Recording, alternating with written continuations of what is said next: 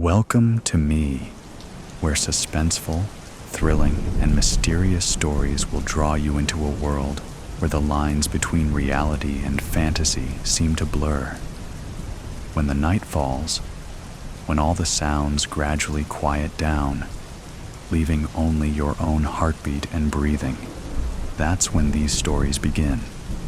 Tensions, unsolved mysteries, moments that will make you hold your breath in fear or curiosity, all are waiting for you ahead.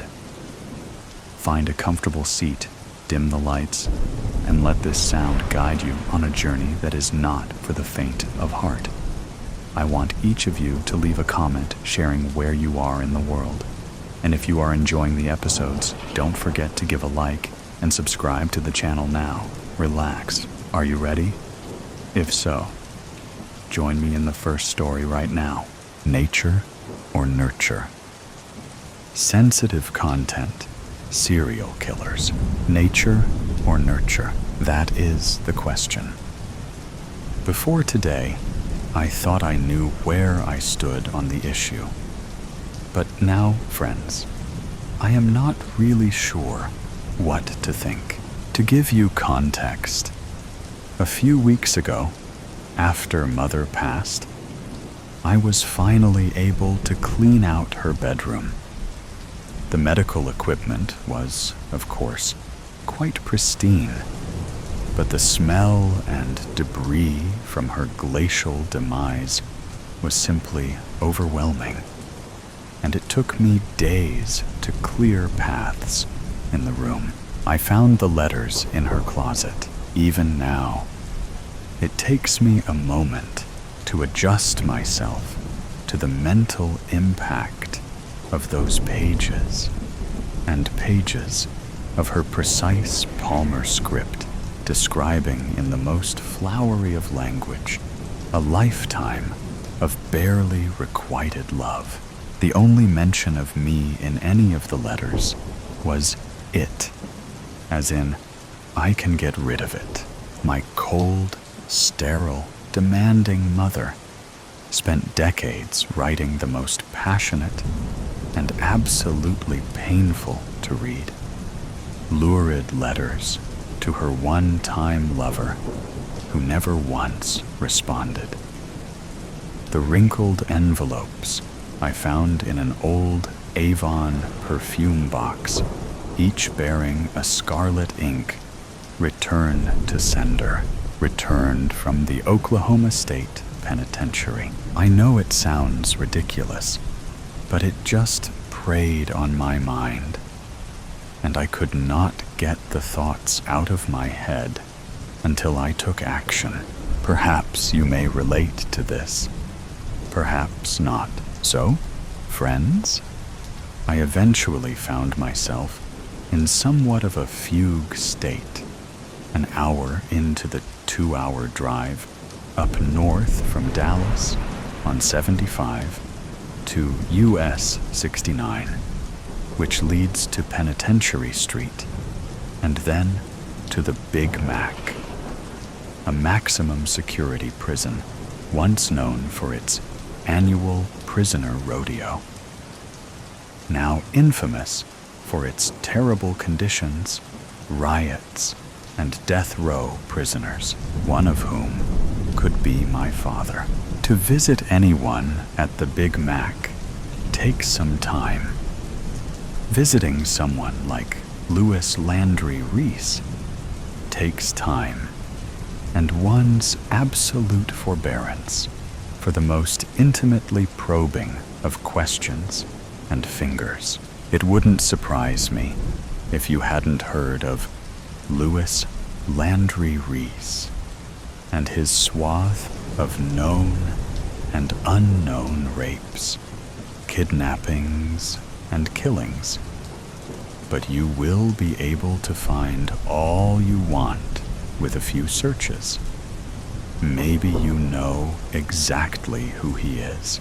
Driving under the peeling, white-arched grille Oklahoma State Penitentiary sign, buttressed by decaying, similarly painted white bricks pillars, I pulled into one of the few designated parking spots for Big Mac visitors. I turned off the Volvo's engine and sat for a moment, perhaps a bit longer than a moment, with my mind ticking to different thoughts about how maybe today I would finally learn who my father really was, about how Mother would never talk about him, about how she would punish me when I kept asking and asking, and about how Brandy, my old receptionist, would tease me about Volvos being only for short-haired women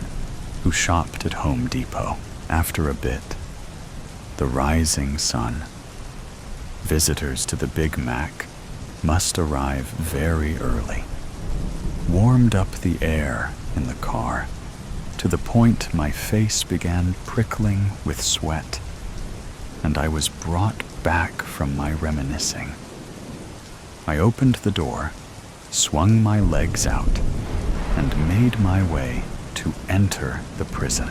As I mentioned, the passage from our daily world to that of people such as Louis Landry Reese is rife with probing exams, delays, and grunting guards who entertain themselves with snickering under the breath asides.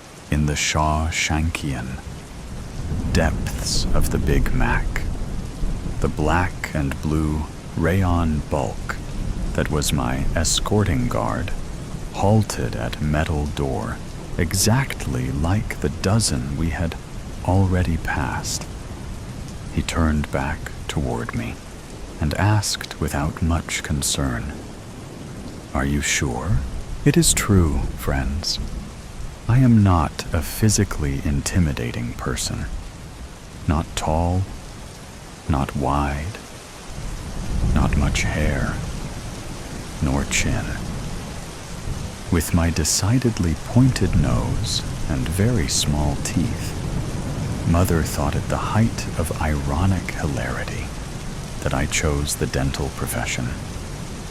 A squealing mouse is what she called me, although, to be fair, I learned at a very young age that squealing, no matter how much pain or discomfort, only prolonged such experiences. So squealing is something I have not done in a very long time. I stood straight and focused on how I was a respected professional, how I would be walking out of this dank hellhole of sweating brick and would never ever return, while Louis Landry Reese would only leave feet first. How I would finally find out the truth. "Open the door," I whispered. Greasy tendrils of hair leaked from his scalp, down his shiny face, onto pale, meaty forearms, creating a tangled and ripped curtain through which I could see a silver blue eye cutting from me to the closing door of the room and back to me. As the door shut, he lifted his head up, and I was absolutely shocked to see his sunken and caved face with a navel of puckered mouth. Louis Landry Reese had no teeth, literally. Then I heard the strangest sound, like a dog choking and barking at the same time. It was me, laughing hysterically. Louis Landry Reese did not appreciate my levity. Friends, not at all. He tried to stand, but the chains around his wrist went through a steel loop, bolted to the table, kept him stooped over as he shouted at me. The harsh ratcheting sound of the chains sawing back and forth through the loop assaulted my ears almost as much as his gummy-mouthed curses.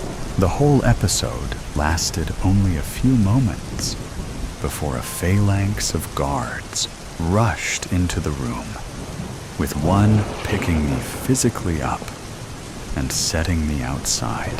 To be frank, I do not really remember much too clearly from that point.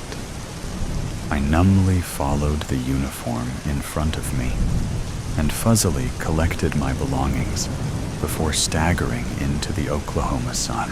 I made my way to the Volvo and began the drive back to Dallas. The shrieked words of my father still ricocheting between my ears, and he was indeed my father. One look at his face and those colorless, watery blue eyes that were identical to my own left no doubt, at least to me. I think Louis Landry Reese thought so too, even though he screamed the most terrible things about Mother and how I was just a dentist and not like the others, which is why I was so stunned and really driving on remote control until I got back to Dallas and pulled off Harry Hines into my driveway. The implications of Louis Landry Reese knowing my occupation meant he knew of me. But what did he know about me? I was thinking this over as I went to the basement to check on Brandy. She had finally stopped trying to pull her wrists from the restraints, but it seemed she had really stopped doing much of anything. Even when I clicked the pliers together, she barely trembled. That was disappointing. But since Brandy was down to her last 3 teeth, 16, 24, and 41, it was probably time to discharge her and find my next patient. I tell you all this, friends, because contrary to the rantings of Louis Landry Reese, I am not just a dentist. I am the dentist.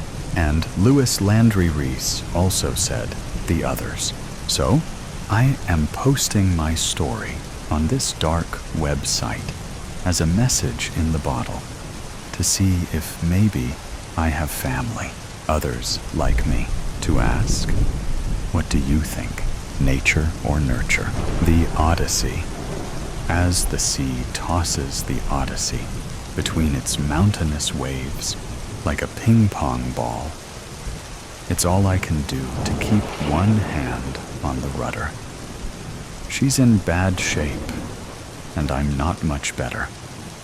Ugly, purple-blue bruises stain my arms and sides from the amount of times I've been thrown against the edge of the boat, with wind stinging me with its spiteful embrace, and rain blurring my vision like tears.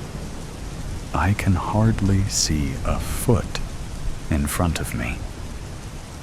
Although it wouldn't be much if I could, the whole ocean from the waves ahead, the Odyssey to the horizon, is frothed up in a frenzy of movement, and everything looks the same. Another wave crashes against the side of the boat, and she tips sideways. My legs slip out from under me. I'm hanging, arms stretched high over my head as I hold on to the rudder. The Odyssey is almost still, stuck in the uncertain midpoint between falling right way up or upside down. I clench my eyes shut and breathe in deeply. My stomach clenches as I try to hold in the air I'll need when the boat gets overturned. The vicious wind assaulting my ears stops me from hearing the wave that turns us over. My head hits the deck. I lose my grip on the rudder. My senses flood with water. I try to keep a clear head without opening my eyes. Hopefully, the hundreds of storms I've been in before have adequately prepared me for this. It's what I think every time, but I never know until the storm has passed and I'm still alive. Under the surface, the current's still the same. It tosses me from one wave to another. I grope around for a handhold. I must know this deck enough to find one. But within the rage of the storm, I can't place my thoughts steadily enough to get a clear picture of the deck above water. And I plan to spend as little time as possible studying it from below. After what was probably minutes rather than hours, but was, in either case, too long, I managed to grip something. It's a kind of pole, thick, so that I have to use both hands to hold on. My lungs raise a tentative whine, a plea for my mouth to open. Not yet, I tell them. Previous storms have taught me I'll have to wait until the fury is over before I upturn my boat. In the meantime, I'll have to find my way onto the bottom of the vessel to catch a breath and try not to slip off until the storm has passed. I claw my way to the edge. My eyes are stinging from the exposure to salt water and from how tightly I'm clamping them together. There's a flame alight in my lungs, and I fight the urge to open my mouth for just 1 second to put the fire out. I grab the end of the keel and try to push myself up, but it's too wet and slippery to get a firm hold. The waves slap me against the boat. My mouth opens involuntarily to groan in pain, and I clamp it shut. Too early or too late. Water has managed to creep inside my mouth, but air hasn't, clinging desperately to the edge of the keel. I wrap my legs around the rope that's always coiled on the end of the deck, not daring to open my eyes. I clench my knees together and try to pull the rope up to me. It slips. I only just catch it with my feet. Suppressing a yelp, I force myself to remain calm. Panicking could make me drown. Trying a different tactic, I use my boots to spread the rope out. I have to let go of the keel with one hand so I can hold it. I hesitate, then shake the reluctance out of my head. Indecision could make me drown too. My lungs burn as if they're packed with ice. My left hand slips, and I take the opportunity to grasp the rope. Pulling it upwards, I grab the keel again, this time holding the rope between 2 fingers. A lull in the waves lets me take a shaky breath. Just enough to keep me going. I try again with my right hand. Letting go of the keel, I grip the rope between 2 fingers. I fiddle with it until I've got a good grip. Then pull my hand up to grasp the keel again. This is always the hardest part. So far, I've always managed it. But there's a first time for everything. If this doesn't work, I'm dead. I can't help the thought. I shove it away, recalling the face of my wife and daughter. I need to live, at least for them. Gathering my courage, I pull my hands up, bringing the rope with me. It goes taut, and I stop myself, breathing a sigh of relief. It would only waste breath, tugging the rope upwards. I haul myself onto the bottom of the Odyssey and allow myself a breath. My lungs are still burning, but it's bearable for now. Only one more job. Taking a deep breath, I lay on my front and force my head underwater. I don't waste time tying a double anchor bend around the closest rail of my boat. Finishing it, I drag my head out of the water and quickly tie the other end of rope around my waist in a bowline knot. I pull myself back out of the water and treat myself to a well-earned breath. A few drops of salt water splash past my open lips, but at least I'm not drowning anymore, lying uncomfortably on my front. I stretch my arms and legs out to improve balance. I can feel my face turning red from being pressed against the keel, so I turn it sideways. One eye is too squashed to open. The other is squinted for maximum balance of sight and clarity, given the waves that continue to assault me until the storm passes. I'm stuck like this. Afterwards, I can safely overturn the Odyssey. I can only hope it won't happen before I've untied myself.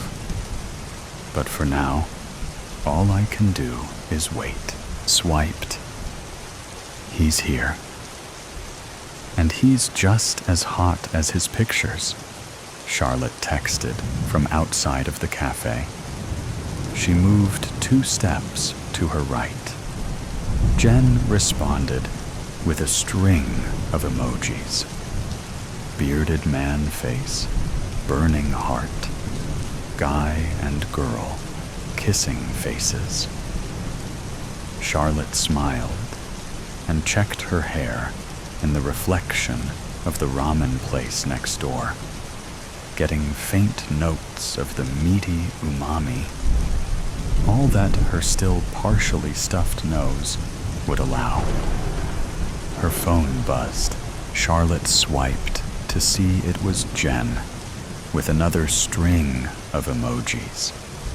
Sweaty face, fire, tongue, peace hand symbol, yum face, eggplant, peach, splash, snoring face, quickly followed by have fun, winking face.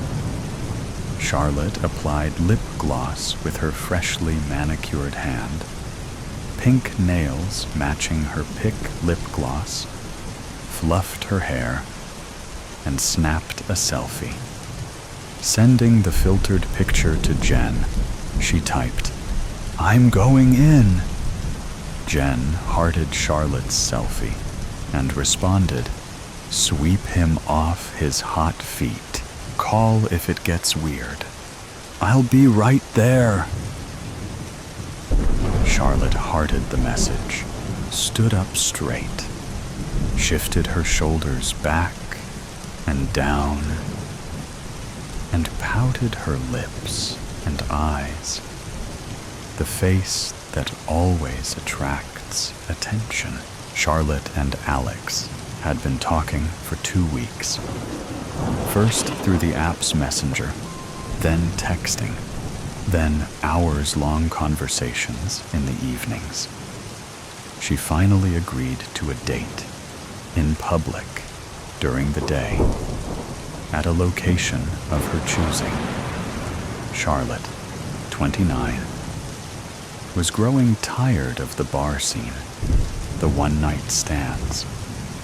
She enjoyed the attention, but she craved a man she could still stand on Sunday, a man she could go on a proper date with, spend an entire Saturday with wearing t-shirts, watching movies, and ordering takeout. She wanted a boyfriend, one she could introduce to her parents, a boyfriend she could marry. She wanted a husband who would help her raise her son. Charlotte's family came from old money. Her parents still lived in the plantation house where she was raised, the house that her father inherited. Her father drank bourbon, neat. He married his high school sweetheart. His wife had no need to work. Her working would only reflect poorly on the well-to-do family. They had pure-bred golden retrievers. They went to church on Sunday mornings. They had one perfect, gorgeous girl who had the world handed to her on an antique silver, lace, doily-lined platter. Her AKC registered puppy by her side. She had a tutor and made straight A's. She went to Sunday school and could recite scripture. She played piano. She was a cheerleader and homecoming queen.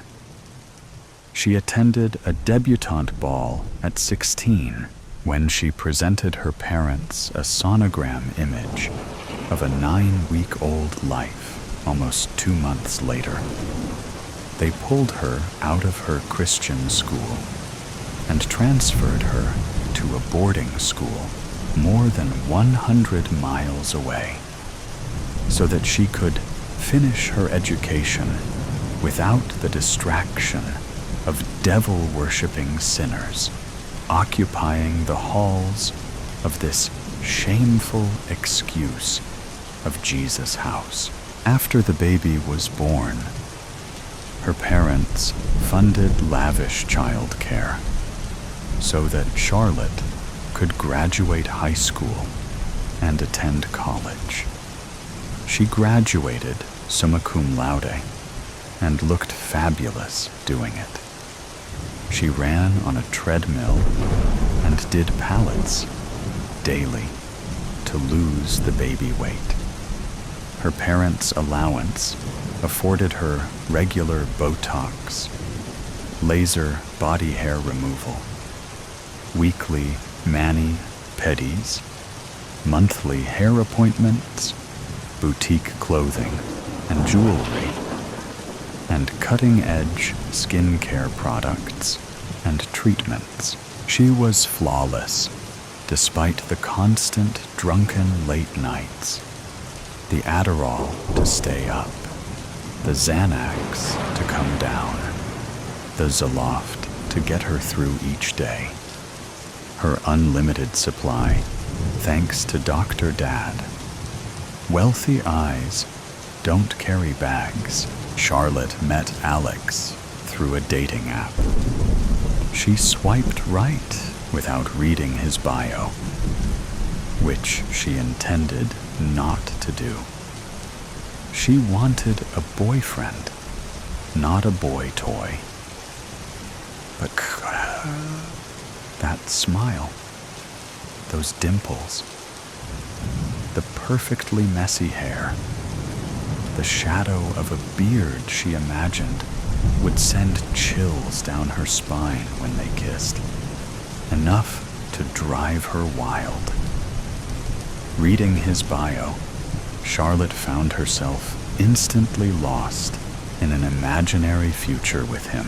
The Spanish colonial home, yoga in the garden, her marketing businesses thriving, his groundbreaking medical research changing the course of cosmetic surgery, tapas on the veranda, summers in London, visiting his family.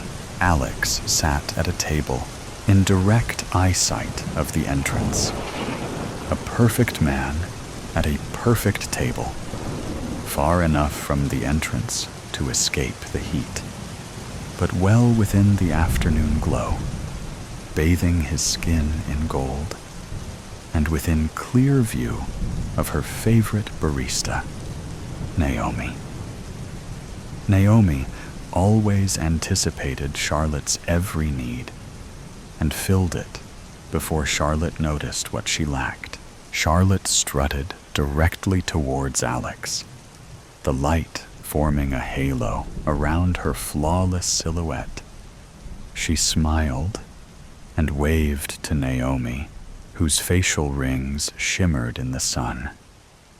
Alex stood to greet her, dressed exactly as she imagined he would. Beige linen pants, vertically striped cotton shirt with a deep V-neck, and pristinely clean brown leather sneakers. He smiled. "Wow," he said. "You're even more gorgeous in person." His British accent, the icing on the perfectly constructed cake in front of her. "You are looking quite good yourself," she responded. Alex leaned in for a friendly kiss on the cheek. Charlotte stepped back, placing a hand between their faces.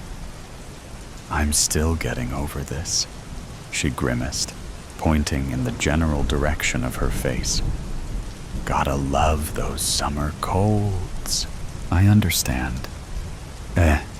Please, sit," he invited as he pulled out her chair. Charlotte sat and smoothed the skirt of her silk mini dress. "What can I get for you? I'll place the order for us. I'll take a chamomile tea with honey and lemon, please." "Right." Alex stood at the counter between two glass cases of freshly baked muffins, scones, cookies, and tarts, a large basket of fresh fruit in front of the register. Charlotte watched him place their order, her chamomile tea and his tall, black Americano. He was very polite to Naomi, charming, almost flirtatious.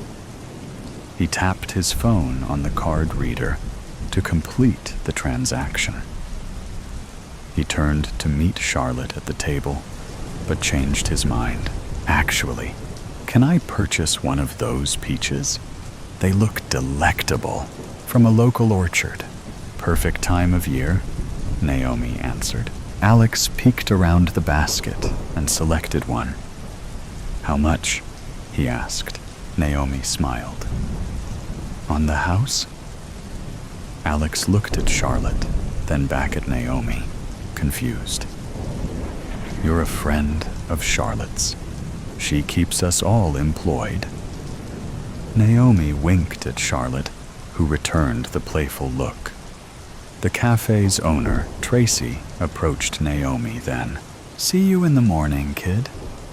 I'm heading home."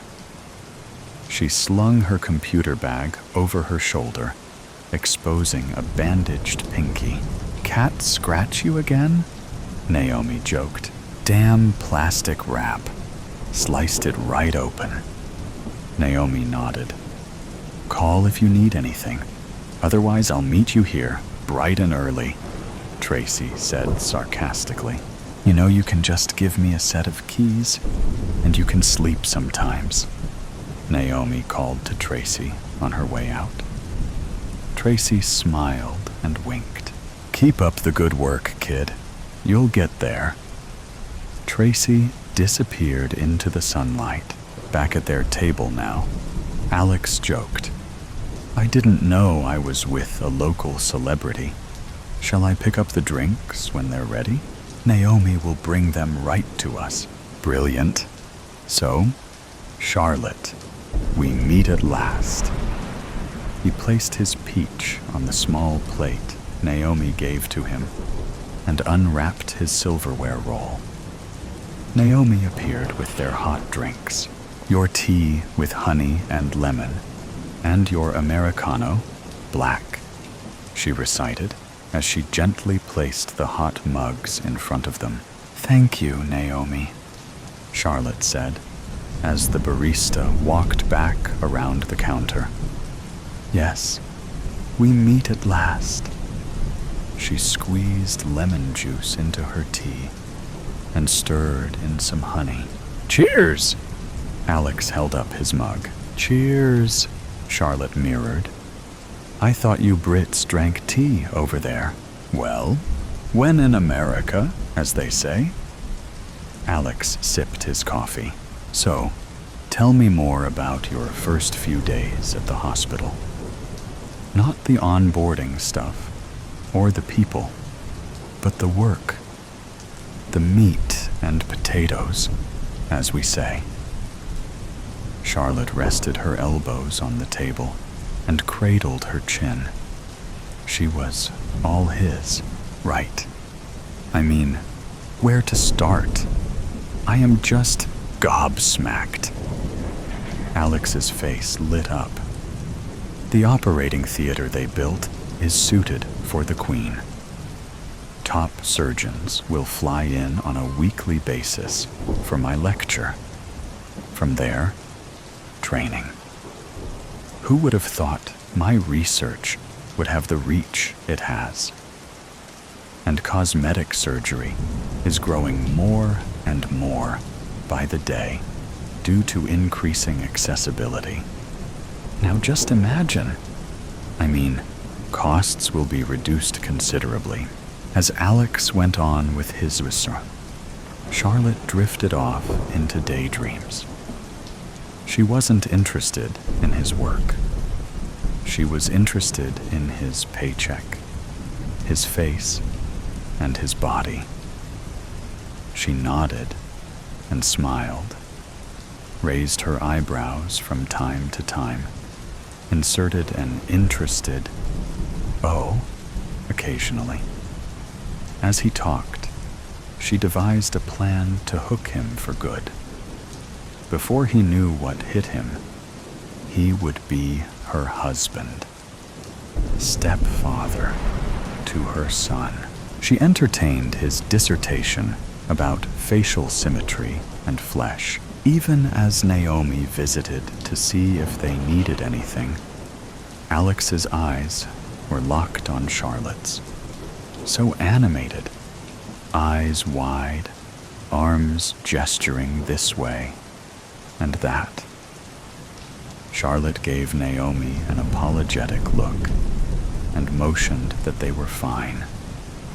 Naomi turned to walk away and stopped dead in her tracks when she heard Alex describe human flesh with the same excited tone he used to describe the peaches. She glanced back at Alex, whose back was to her. Charlotte clocked Naomi's troubled look, but with a reassuring nod and smile, Naomi went back to taking orders. "Would you like to see it sometime?" Charlotte heard Alex say. Caught off guard with the question, she asked, "See what? Surgery?" "Oh, no. No. The mock theater I built, where I practice at home," he answered. "Oh," she hesitated. "Sure. I think I could come by one day." She bought herself some time. "What about today? Now?" My place is just around the corner. What do you say? Well, I still have this cold. One outing in a day is probably all I have energy for, she said nervously. Anyhow, I can probably demonstrate on this peach, now that I think of it. Do you have a pen? Charlotte dug into her Gucci bag and located a pen. Before handing it to Alex, she discreetly took her phone out of the bag and placed it on her lap. Here you go, she said, as she steadied her hand.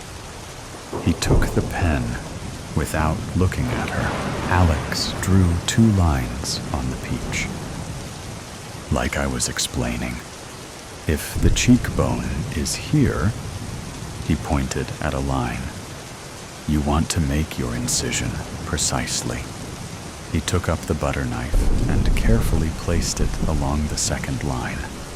Here. He punctured the skin, juice escaping the fruit, dripping down the peach. He smiled and applied more pressure, exposing the meat inside. Veiny, juicy, fleshy. Yeah, Alex said, smiling. Yeah, he said again, almost laughing. Charlotte looked for Naomi at the counter. She was distracted by a line of customers, unaware of the peach mutilation. What do you practice on? At home? She asked Alex. Pigs, mostly. Dead. Donated to science, he answered, as he used his napkin to wipe the liquid evidence off his hands. Pigs, mostly. So, pigs, and you know there is just no comparison to the beautiful, fatty flesh of a live human. Alex's eyes were wild, glued to Charlotte's. I have the nanny at home. I really should be going, she mumbled as she gathered her bag and started to stand. Just let me show you this last thing, right? Then you'll go and get some rest? He retrieved his phone from his pocket, looked at the screen to unlock it, and opened an app. He swiped a few times and turned the phone so that the screen faced her, still half standing. The image of her son playing in the park with the nanny glared back at her. She gasped and put a hand to her mouth. Sit, Alex demanded quietly. Charlotte looked at Naomi again, still taking orders. She sunk into her seat. Naomi can't help you, Charlotte. Without turning his phone around, he swiped through his photos. Picture after picture of the boy. At least a dozen. At school, in the back of her car, at home through windows, with her parents at the plantation home. Tears welled, and she used every ounce of strength to keep them from falling. You are going to suck those tears down, and you are going to come with me. We leave together as a happy couple. One wrong move, and the boy is dead. He locked his phone and put it back in his pocket. He cleared his throat and stood. Right then, shall we? He said, smiling, his voice bouncy and pleasant. He held out a hand to Charlotte. She took it and stood. They walked out of the cafe hand in hand into the setting sun. The next morning, Naomi arrived at the cafe shortly after 5. Without keys, she'd be stuck outside waiting on Tracy, so she never arrived on time. After letting herself in, she stuffed her backpack in the cubby below the register. She clocked in, pulled her phone from her back pocket, found the playlist she wanted, and plugged it into the cafe's sound system.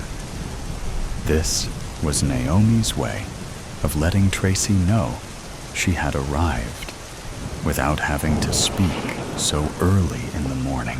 The cafe's landline was blinking. Great. Another warning about our car insurance, Naomi thought, as she picked up the phone to listen to the message. Hello. I know this might sound strange, but my friend was there yesterday to meet a date, and now I can't get in touch with her. We talk every day, especially after a date. Her name is Charlotte. She's tall, blonde, beautiful. She was meeting a guy named Alex, a doctor from London. She texted me right after 4 to tell me she was there. I don't know how long they stayed. Anyway, if anyone knows anything, can you please give me a call? I have to wait 24 hours to report her missing. It's just not like her. My name is Jen, by the way. Jen said her number before Naomi had a pen and something to write on. So she started the message over. At the end of the second listen, Naomi wrote down the number on a napkin and placed it under her phone. She wasn't calling anyone at that hour. Besides, Naomi sort of knew Charlotte. She wouldn't be surprised if she left with the weirdo and was still naked in his bed, sleeping off another drunk. Naomi continued with her morning routine. She opened the bin of Colombian breakfast blend beans. She grabbed the large scooper and looked down at the beans. She screamed and dropped the scooper. "Tracy," she pleaded. "Tracy, come out here." No answer. No sound.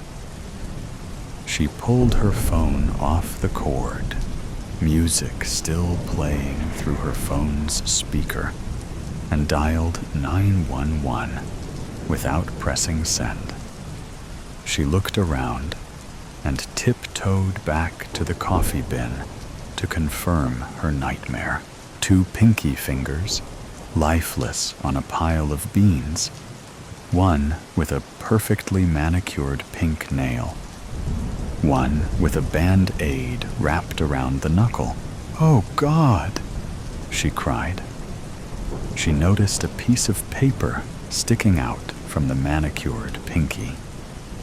At closer look, the paper had writing on it. A note. With a trembling hand, Naomi reached into the bin, carefully maneuvering around the fingers. She grabbed a corner and quickly yanked the note out, shrieking, "Squeal, and you are next." She slid to the floor in hopeless panic. Note clutched in one hand, her phone clutched in the other.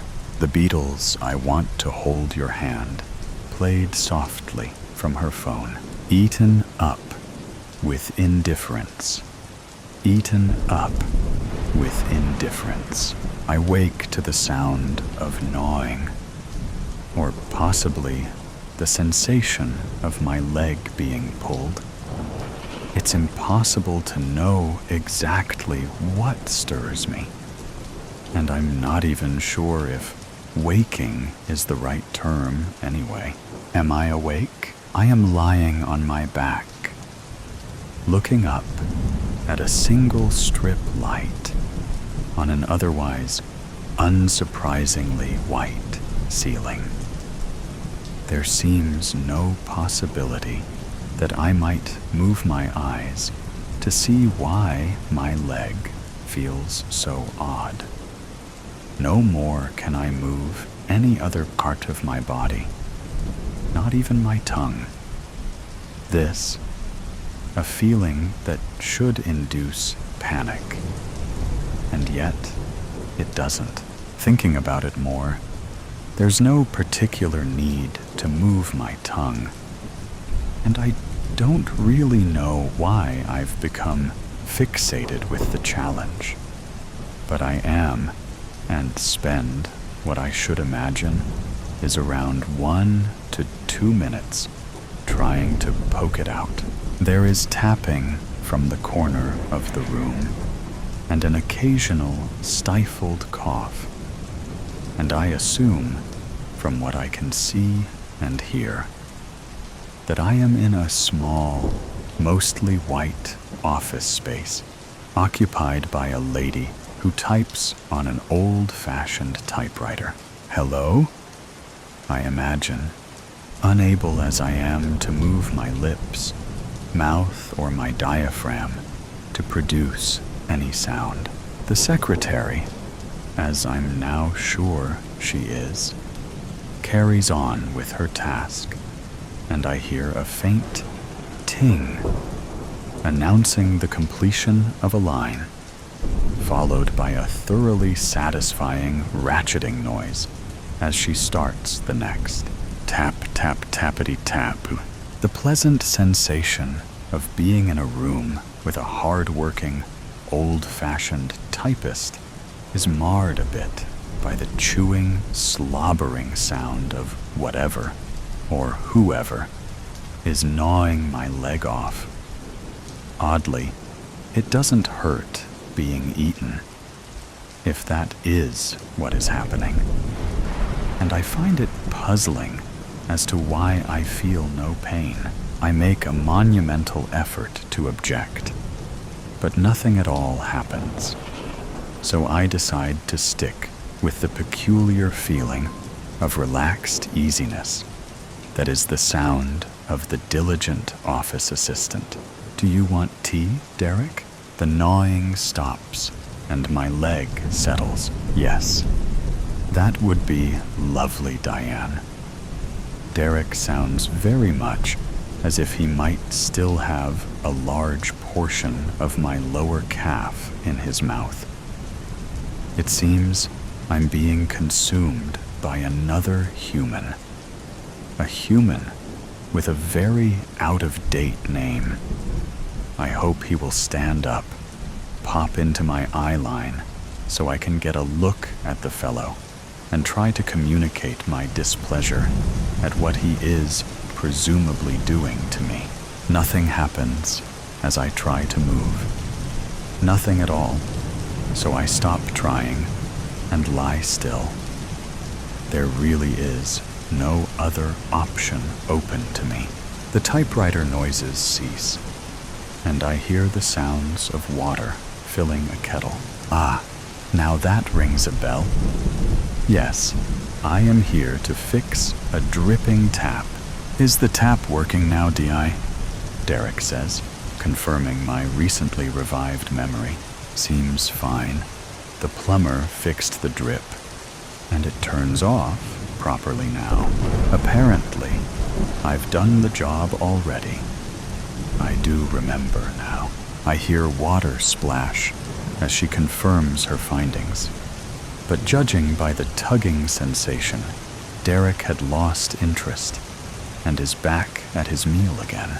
I am aggrieved at being referred to as the plumber, not because I'm not, or that I would prefer the use of my actual name, but more that I am being talked about as if I'm not present in the room.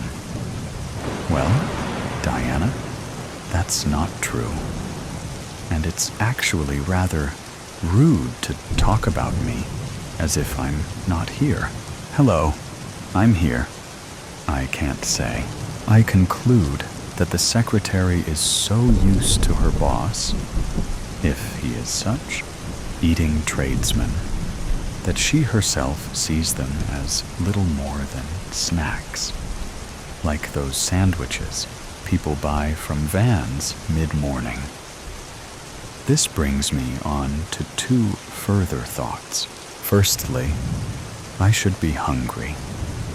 I've not had my morning meal, and distinctly remember thinking that I would have something in the van once the tap was fixed. Secondly, Diana hasn't offered me a cup of tea.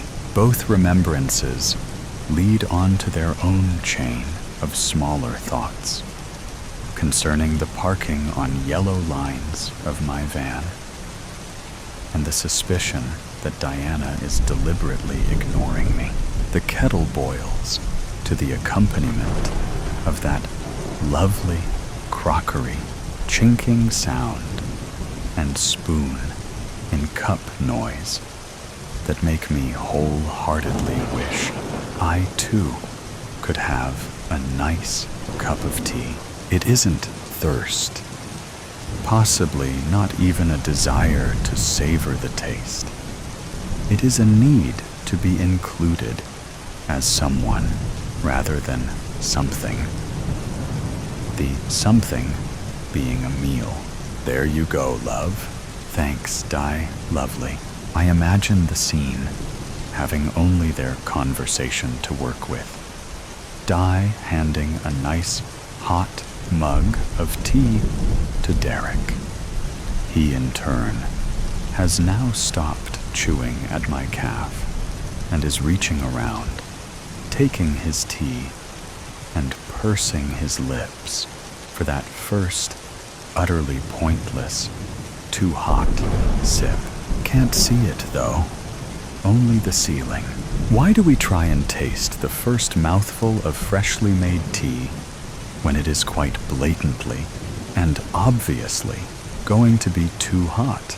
That is unanswerable and annoying that I have no opportunity to practice the futility myself.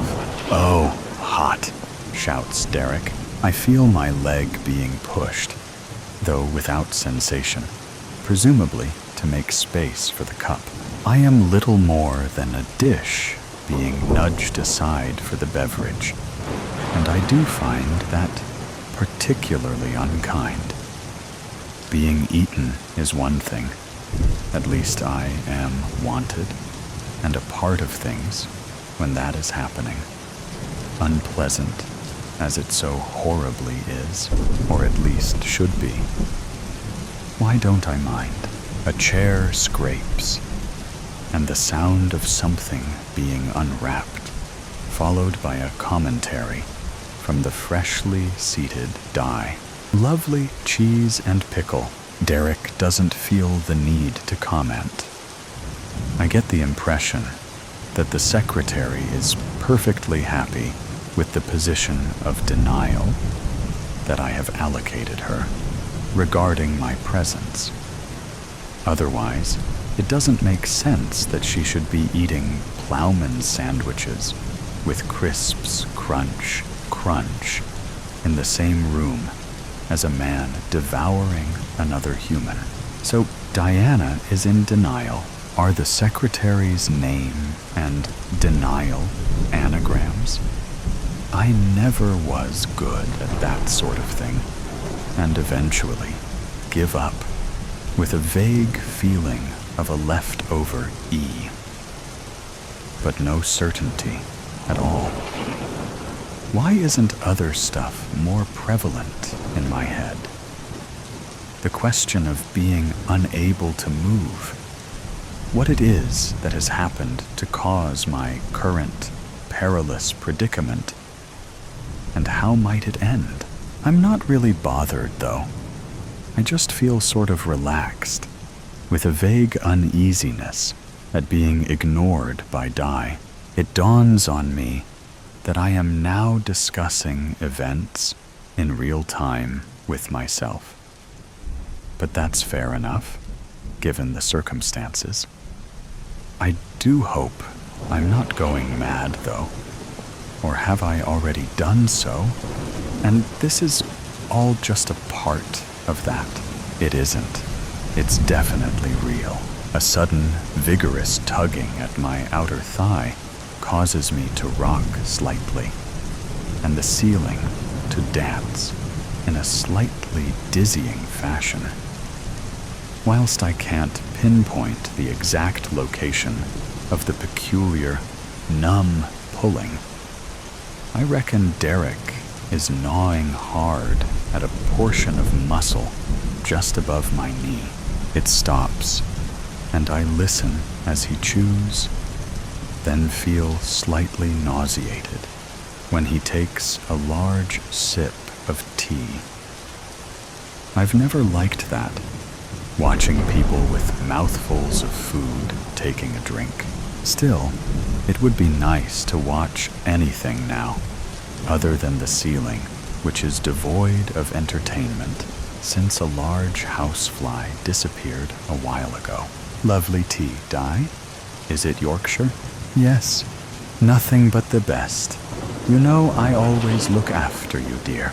After some time and a bit more leg pulling, the typing recommences, and I feel very glad of the happy clackety-clack, ringing bell, and satisfying ratchet noise. Time means nothing to me, and I don't feel that it is either dragging or speeding past. It just is. I must have been in a reverie of a sort, because at some point Derek has moved on to my other leg, starting at my foot, and I barely noticed the change. I feel hypnotically relaxed, uncaring, and unconcerned. I wish I could think of the word catatonic. Undoubtedly, but I think there is a better phrase that indicates something more than physical inability. Whatever it is, it shouldn't apply. What is happening to me should be alarming, but somehow I'm not as bothered as I most certainly should be. The lights go out after that, and I enter an entirely unknown passage of time before they flicker on again. However, many hours passed, and I'm guessing around 12. I still can't think of the word. It isn't euphoric, not at all. I hear someone taking their coat off, filling, and then switching on the kettle, and assume it to be Di, fortifying herself for another day at the office. I can't see anything but the ceiling and the fly, which has reappeared and is now as motionless as I am. It's Friday. There has only been one period of darkness since I arrived to sort out the tap on the Thursday morning. I must certainly have a ticket on my van by now, and know that my family are starting to wonder why I'm not home. But Mum won't be bothered. Not yet. He's probably stayed over at someone's after going to the pub. I imagine her saying to my father, who wouldn't have cared less, a bit like me, really. Still, I feel no emotion at all. Not about Mum, Dom, or even Nicole, who I am supposed to be taking for a curry tonight. Odd, that. Not worrying about my loved ones, but not as strange as the very slight but growing resentment that Diana is deliberately ignoring me. That feeling, the one of being irritated at being ignored, is actually the only strong one left. All others apparently crushed by that overwhelming lack of concern that still hasn't got a name.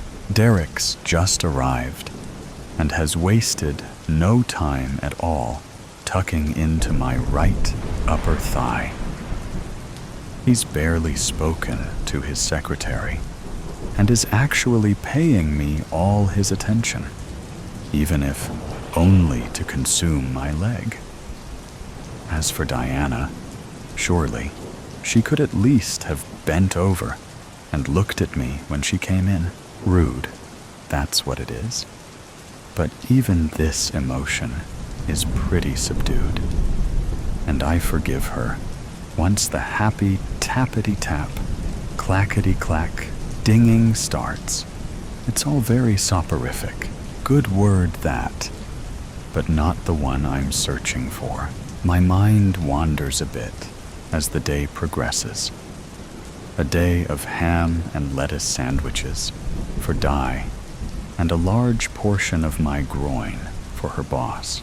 I remember arriving on Thursday and finding the address of a run-of-the-mill Victorian terrace office with a brass plaque on the door. I'd parked on a double yellow on a back street that was less busy, safe in the knowledge I'd be back pretty quickly if it was just a tap washer job. "Plumber's here, Derek," Diana had said, introducing me by trade rather than name to her boss, who'd barely looked up from his desk, choosing to acknowledge me with little more than a wave. After that, I'm not sure what happened. I'm jolted from my reminiscences by the sudden ringing of a phone.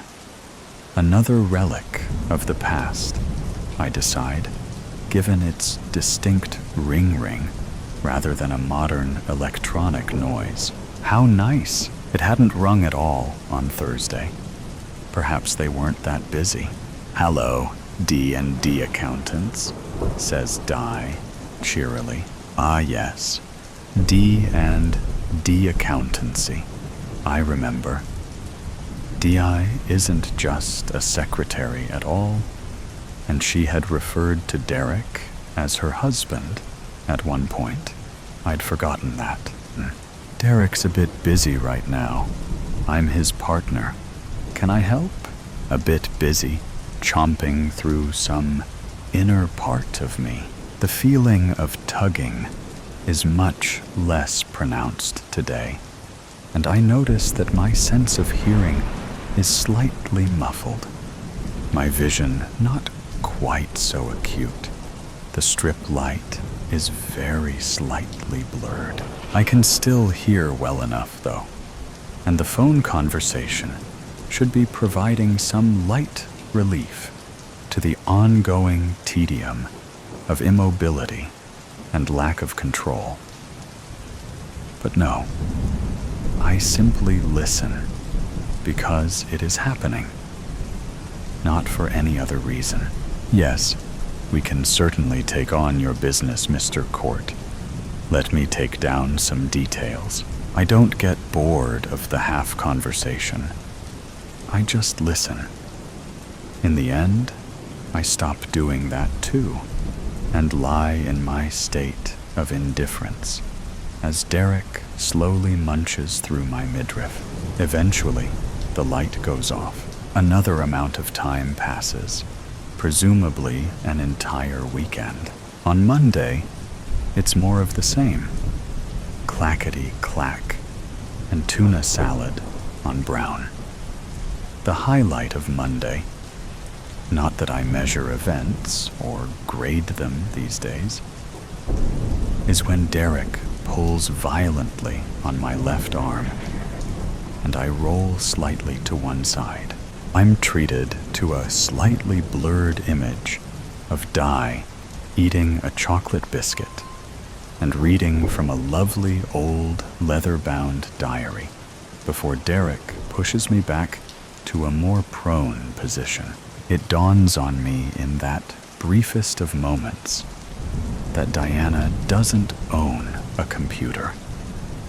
I find that most peculiar, but decide not to dwell on it too long. It's a lot harder to hear now. The phone rings twice, but I can't really hear the conversation. My sense of smell is still okay, and I recognized the metallic odor of what must be me. Alongside myself, I detect Di's perfume and the furniture wax polish that has been used on the beautiful, antique oak and leather topped desk I recall being in the center of the office. I'm on that desk now, or at least some of me is. On Tuesday, there's a delivery. I can't really hear much now, and my vision is so poor that there is either darkness or light, little else. So I don't know who has rung the barely audible buzzer, or what it is that Di had gone to the front door to collect. Tappity-tap. But only just. I miss the ratchet sound and barely hear the ding. A week has passed, more or less. I realize that there is little more of me left than a head, and possibly a small bit of neck. Derek, it seems, is quite greedy. The very last thing I am aware of is the light flickering. On off, on off. It doesn't usually do that, having to date been a fairly decisive piece of electronics. A very muffled voice. Di, I think, lights on the blink. We'd better call an electrician. Yes, I hear Derek mumble through a mouthful of something. I'm about ready. Clackety-clack, and one last ding. Apathy. That's the word I was looking for. I wake to the sound of gnawing. Or is it the sensation of someone or something pulling at me? In the confusing half-second that exists in that time between consciousness and otherwise, it is very difficult to know what's real and what isn't. The edge of a moment. With squealing tires, the bus slowly came to a stop, its doors groaning open. Abby's first step after the long journey felt weak. Her shoes crunched in the snow as she looked around and slung her bag over her shoulder, her breath curling in the crisp December air. The familiar sight of her childhood town, a quiet corner of North Carolina, had hardly changed in the years she'd been away. Christmas lights flickered in the windows of the small brick houses, and a gentle dusting of snow clung to the evergreens lining the main street. Home, she thought, although it hadn't been a home to her for years, and it certainly lost that feeling long ago. She was simply here to spend the holidays with her mother, celebrate her birthday, and finally take a deep breath after years of grueling studies. But as she adjusted the strap of her duffel bag, she collided with someone. Hard. The road was slick with fresh snow, and Abby's boots failed to find purchase. She slipped, her arms flailing as gravity yanked her down. She hit the ground with a thud, snow seeping into her coat. Ow, she muttered, wincing. Before she could move, a pair of strong hands reached out to help her up. You okay? The voice was warm, concerned. Abby looked up. Irritation flickered through her until her brain caught up to what just happened. She froze. The man before her was impossibly familiar. His sharp blue eyes, the dimple in his cheek as he frowned. It was as if she were staring at one of the few old photographs she kept of her father, Luke, a man she never knew. Her father who left her and her mom so soon after Abby was born. It couldn't be. This man looked no older than 30. Her father, if he were alive, would be nearing 60. "Are you okay?" the man asked again, still with a firm grip on her shoulders, as if she might collapse again if he let go. Abby struggled to find words. I think so. Let me get you a coffee. That'll help." Unable to object, and with her thoughts spinning, she found herself following him into a small coffee shop she didn't recognize. Was this new? Had she just never noticed it before? The place had an old-fashioned charm, with a jukebox humming softly in the corner, and a menu written in looping cursive script.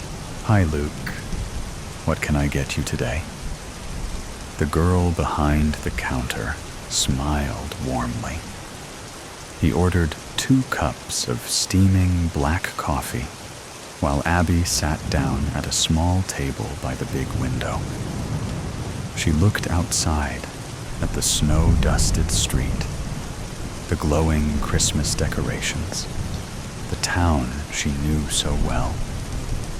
Yet something felt different, familiar, but not quite right. "I'm Luke, by the way," the man introduced himself as he set the cups down. Yes, she heard that. But she wasn't processing it. Abby's stomach twisted. "I'm Abby." "That's a pretty name. Are you from here, Abby? Or just visiting?"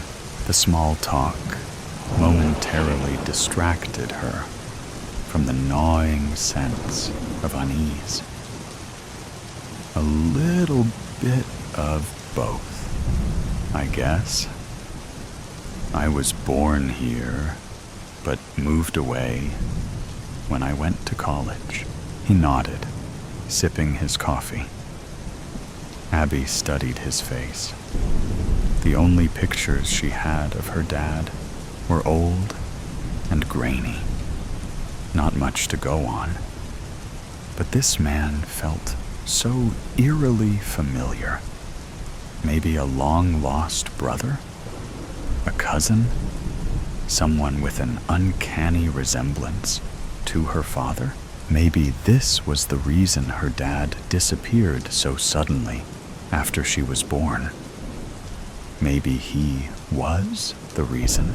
She cleared her throat, trying to form a coherent sentence. "So, what about you? Are you from around here?" "Yeah, born and raised." "And what do you do?"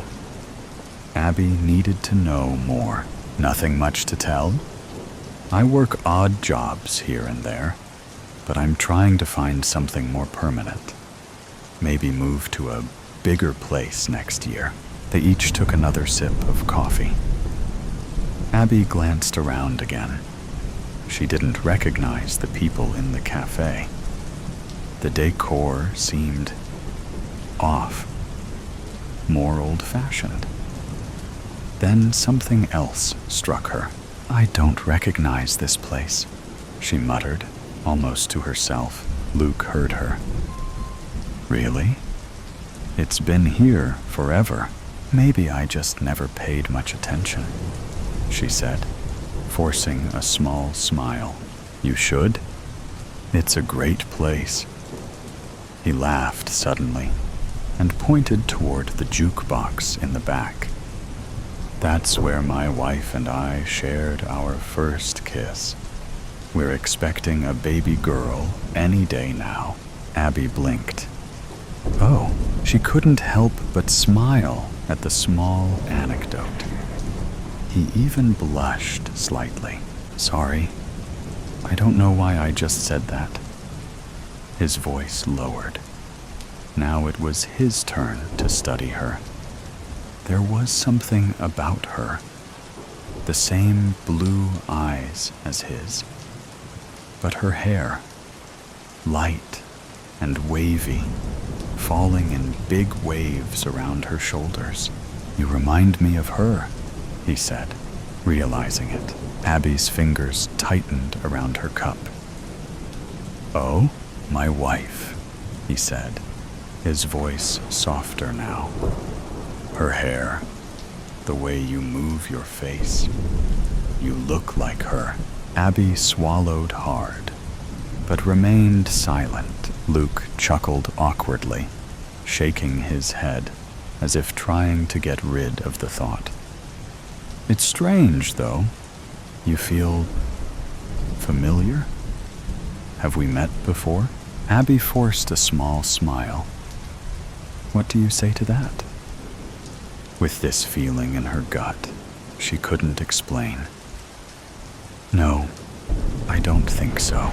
He nodded slowly, like trying to fit together pieces of a puzzle that wouldn't align.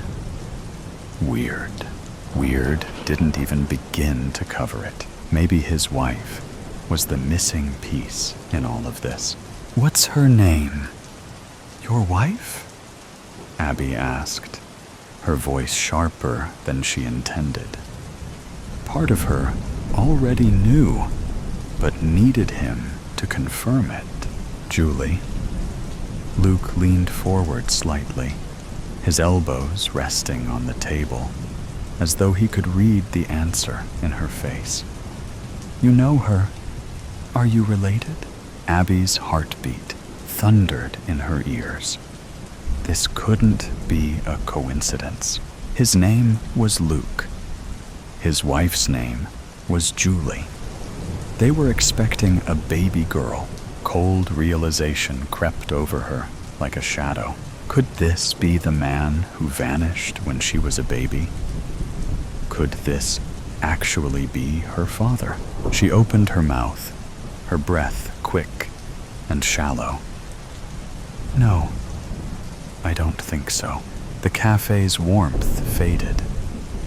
The clinking of cups, the murmur of voices, all drowned out by the rush of blood in her ears. Luke wasn't moving. He stared at her, eyes searching, waiting, and then, like a dam breaking, she couldn't hold it in anymore. "I think she's my mom." Abby's voice trembled. "I think you're my dad. You disappeared almost 25 years ago, right after I was born." Luke didn't react at first. The weight of her words sank into the space between them, heavy and unmovable. Seconds passed like hours. She wanted to run, but stayed glued to her seat opposite of him. Then he finally spoke. "That's not possible. I'm right here. I'm not missing.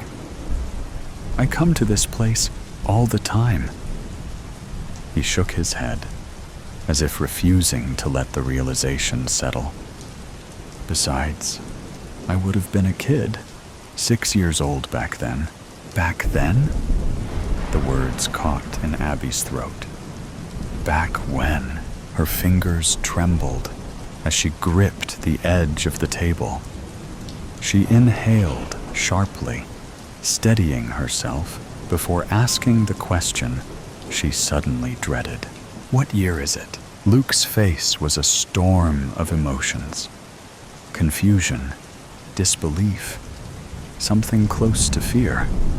1999. Abby's breath left her in a silent gasp. The world around her warped, twisted. The answer she had been looking for had been right in front of her all along. She had stepped back in time. The veil bloom, Elwyn absorbed the gentle coastal wind as it caressed her face from where she sat within the moors that lined her village. Stray wisps from her plaited, brown gold-streaked hair broke free as it was picked up by drafts. Distant sounds of the nearby market where she worked were a pressing reminder that she had stolen extra minutes to escape work duties. The red knitted hat protecting her ears played tug of war with the increasing gusts that rippled through the purple heather as she ran back towards the busy village, only looking down to ensure she did not step on any wildlife going about their day. Without warning, a darkness encroached the sky, and a slow, thick mist curled around the young woman's path. Elwyn became a static pillar of fear, watching the tendrils of mist reaching out and parting the heather, beckoning her to change her path, unable to sense beyond the darkness that strangled out the rest of the world. Elwyn tensely focused her vision on what the dark magic revealed. Something was glowing intensely. Elwyn tenderly progressed her nimble feet, feelings of fear and interest arguing with one another. She came upon a ruby-red thorned bush, isolating an intense, majestic amethyst glow beneath it. A faint whisper trickled into Elwyn's ears. The bramble peeled itself, exposing the velvet, petaled, regal-like flower bud glistening with crystal dewdrops. "The tide obeys the moon," a female voice sang, prompting the rose to bloom fully before Elwyn's widened eyes. "But not all who guide you wish you to sail true." Before she could repeat the phrase in her head, the darkness sank away into the moors, leaving no trace of its sudden presence. The purple rose remained in Elwyn's hand for only a second before she carefully stuffed it into her pocket as voices came booming from the village, indicating that she had indeed been away too long. Looking and finding no traces of the encounter, she fled for the market. As Elwyn approached her father's stall, she could hear murmurations from the fellow tradesmen. Shouting orders came from customers who bartered prices on fabrics and fresh fish. "Did you see the weather change?" Elwyn hastily asked as she removed her hat and jacket, messily placing them onto the upturned veg crates in front of the stall. "Never mind the damn weather. Get peeling these damn carrots for supper." He tossed a knife to Elwyn and kicked an empty bucket next towards her feet. He was only strict from the grief of losing his love and their newborn daughter in childbirth in recent years. Frustrated, Elwyn perched herself on a stool and began carving at a carrot stump. Even if she told her father, he wouldn't believe her. The rugged orange skin tumbled into the bucket between her feet as her eyes fixed with intrigue on the powerful purple rose that seemed to glisten from the adjacent pocket. "It's a veil bloom, if you were wondering," came a voice full of wisdom and assurance from the front of the tent. Elwyn glanced up to see a tall, thin, yet toned male figure bent over, perusing at the cabbages. His eyes pined towards the purple veil bloom peeping out of the brown jacket pocket. The flower's quiet, luxurious vibrance seemed out of place and would surely be noticed by a knowing collector's eye. Elwyn glanced quickly towards her father, hoping she would not be heard. But he remained engrossed in organizing the stock in the back of the tent. "What do you know of them?" Elwyn stopped peeling and fixed a softened stare at the mail. Her wide eyes probably revealed too much as she hoped for answers. Had she been cursed? She submissively looked toward the flower, phantom feeling its hard thorns against her fingers. "Only what the legend states," Vasca answered. "It's like finding a four-leaf clover. Just lucky." He picked up a cabbage and placed it under his arm. "My name is Vask. My family own a stall on the outskirts of the village. In my spare time, I am not ashamed to say that I am an anthophile." Vasca took out a small pocket-sized leather sketchbook.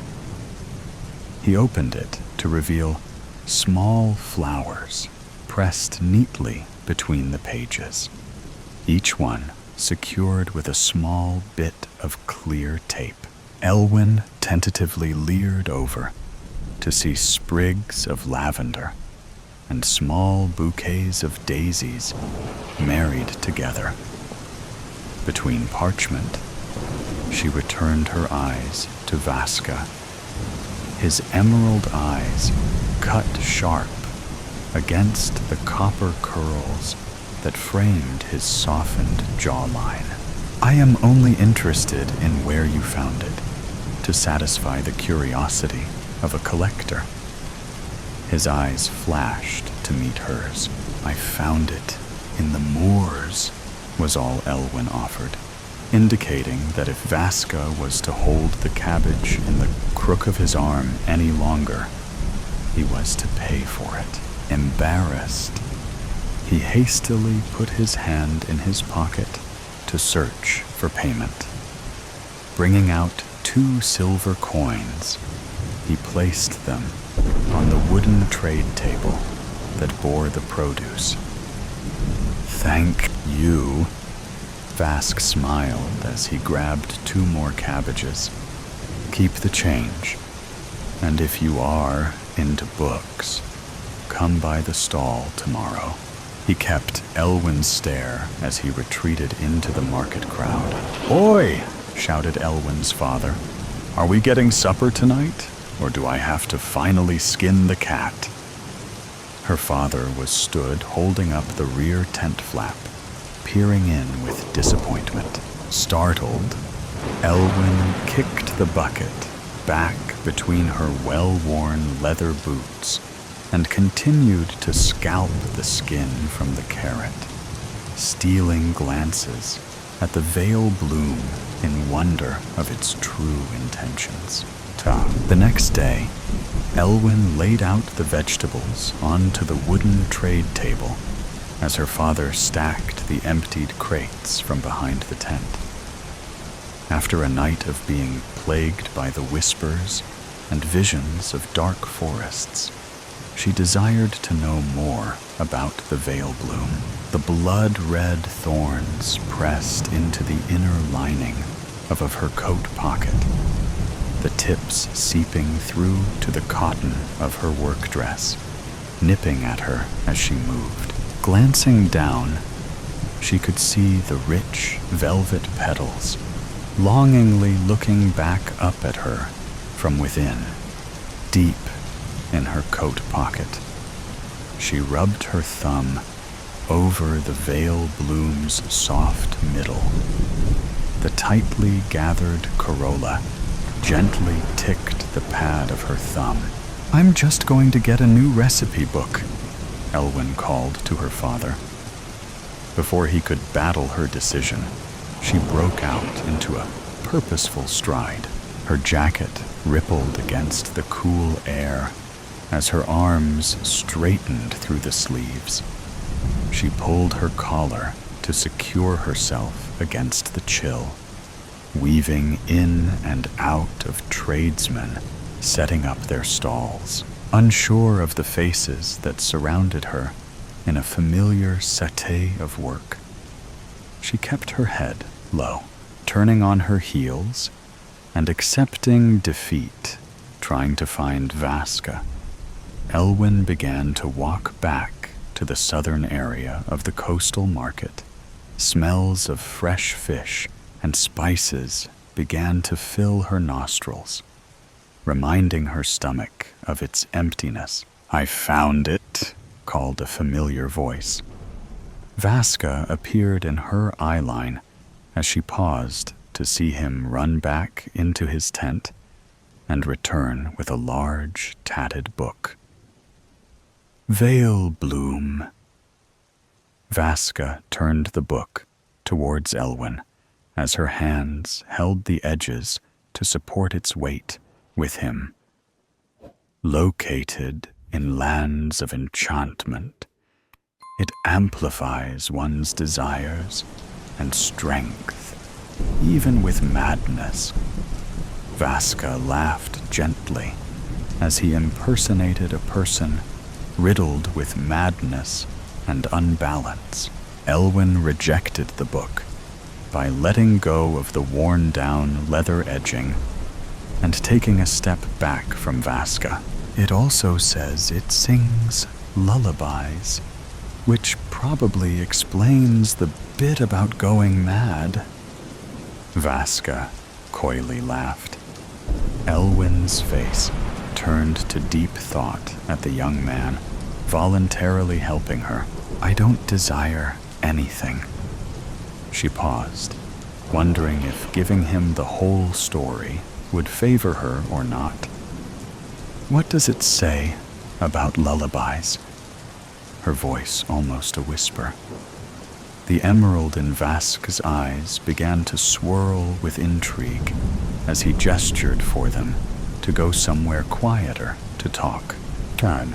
The pair sat cross-legged underneath a large oak tree situated on the outskirts of the market. Elwyn's face buried in the book of hidden blooms, each page so thin almost translucent, gently flapped between her fingertips. It says in the legend that if the flower starts to glow, you become more powerful. Vaska added, as he looked deeply into at the island of dense forest on the horizon, isolated by small ocean waters. The enchanted, banished lands leaked darkness. His soft curls caught the wind, his eyes in a thoughtful trance. Elwyn shuddered at the thought of the flower's magic ending up in the wrong hands.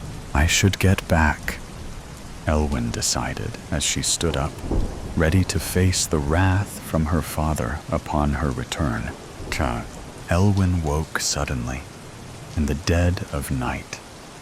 Sweat dripped from her brow, her long brown damp hair that clung to her neck. "Help us," came a faint whisper. Elwyn held her breath as she looked around for the voice's owner, the Veil Bloom, picking it up by its thick green stem. The ruby-red thorns pulsated as she brought it closer to her ear. "Help us, Elwyn." It eerily beckoned, suddenly, moving images as if they were her own memories, flooded her mind. She could see a vast forest that crawled with amethyst-colored smoke. A fawn emerged in the clearing, eyes wide with terror, trembling as it proceeded to lie down on the dark moss floor. Elwyn had feelings of blood rushing back to her limbs as she regained consciousness. Her mind lingered with a defiant message. The banished lands needed her help. Her head swiveled around to the oak tree beyond the market border, to see an elbow bent from behind it, as if someone was sat down with their back to it reading. Elwyn gingerly walked over to them, hoping the white cotton shirt belonged to Vasca, and not someone who would alert her father or challenge her in any way. Reassuringly, Vask sat with the heads of bluebells crowded on the bend of his knee as he pressed them into his sketchbook. He looked up to see a panic-stricken Elwyn. "What's the matter?" His face matched her concerned look. "The veil bloom showed me something," Elwyn bleated softly under her breath. "I don't know the meaning of the vision or the dream," Vasquez started, after hearing the story from Elwyn. He stared again at the island of trees, isolated by small ocean waters, wondering if the legend is true of the banished lands. "If we go there, do you think we will die?" Elwyn asked with hope of a good answer.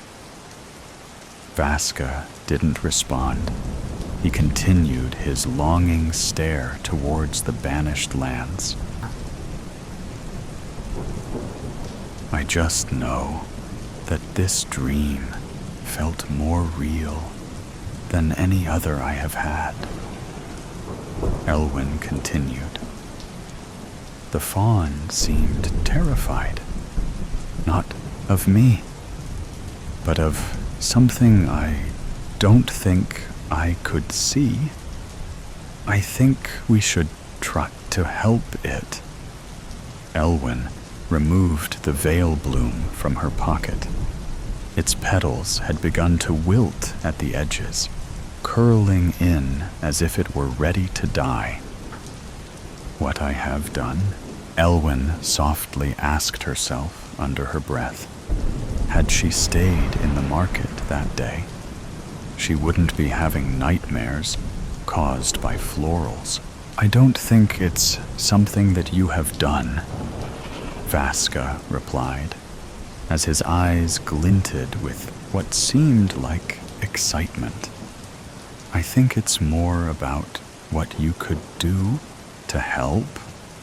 Once they beached their stolen rowing boat amongst the cold brown sand on the shore of the banished lands. The atmosphere hung heavy as life drew to a whisper, and then to a flat silence. "What does your love of flowers tell you now?" Elwyn asked Vasca, with a tint of amusement at the moss-strangled rocks that decorated the forest floor. Not even the twigs beneath their feet made a noise as they progressed deeper into the darkness. "Nothing yet," Vasca gently replied, as they descended deeper into the towering forest. Elwyn tripped on a rock, twisting her ankle slightly. "Careful," Vask panted as he grasped a hold of her elbow, prompting a powerful vision into Elwyn's mind, causing her to spiral in between memories, not her own. A hushed murmur echoed in her ears as she saw sights of a large wolf with emerald eyes stalking and hunting on the outskirts of the forest. As if unable to enter beyond the first row of trees, many moons passed in the sky as it returned night after night. A clear voice embedded deep in Elwyn's veins. "The tide obeys the moon, but not all who guide you wish you to sail true. The vision of the wolf disappeared into smoke, shifting into flurries of flashbacks. The first time she met the veil bloom flower, the look in Vask's eyes, as he also saw it for the first time that day in the market. As if he pined for it, she remembered. The book, thrust into her face that day in the market. As if Vaska knew she would come looking for answers. The veil bloom let out a breath, glowing intensely in agreement. Elwyn had not realized she was now holding it, squeezing it in her paper-thin hand, seething from an anger rooted deep within. He had led her there, purposefully, knowingly. "Help us," came the wispy echo. It repeated with each turn, louder than the last. More voices, adding into the chorus of pleas from wildlife. Elwyn fell to the floor as the visions and voices ripped away from her, breathless and her mind aching. She looked up to see Vask's face of worry. "What did you see?" he hastily asked, his face tense with pressure.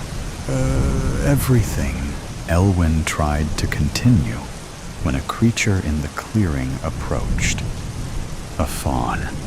An amethyst smoke seeped in from behind the fawn, encasing everything in its wake in a building chaos.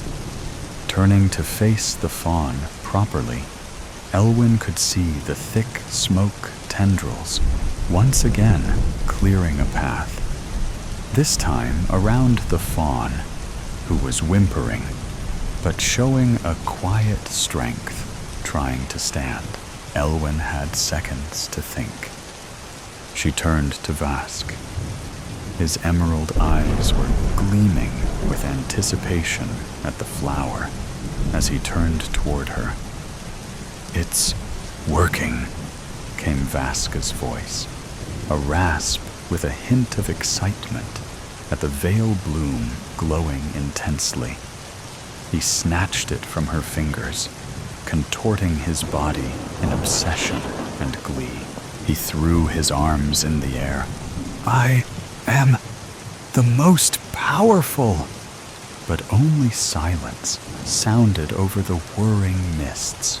Elwyn felt a burning in her veins. Her body acted automatically as she turned to face Vaska, her back to the trembling fawn in protection. The veil bloom turned to ash in Vaska's trembling hand. His face mad. Auburn curls bounced around with every frantic move he made, searching for the bloom. He turned to see Elwyn, her arm outstretched in retaliation towards him. A push at his shoulder from an invisible force turned his face from confused to pure rage at seeing the veil bloom reforming itself in the powerful young woman's pocket, siding with her instead. "Clever girl, but I don't need you," Vaska hissed. "Just the veil bloom now that your kind heart woke it from slumber." His teeth began to form into sharp fangs. His face shifted into a recognizable wolf with emerald eyes. He lunged for Elwyn, jaws agape in blind fury and jealousy. Elwyn darted to the side. A fire of purple light erupted through her veins, streaming out from her fingertips into the wolf's beastly body, knocking him backwards. He steadied himself and leaped high into the air to plant another attack. aiming true to Elwyn and the glowing veil bloom. At once, she coaxed the power from the veil bloom, causing the ground to quake against the sheer force.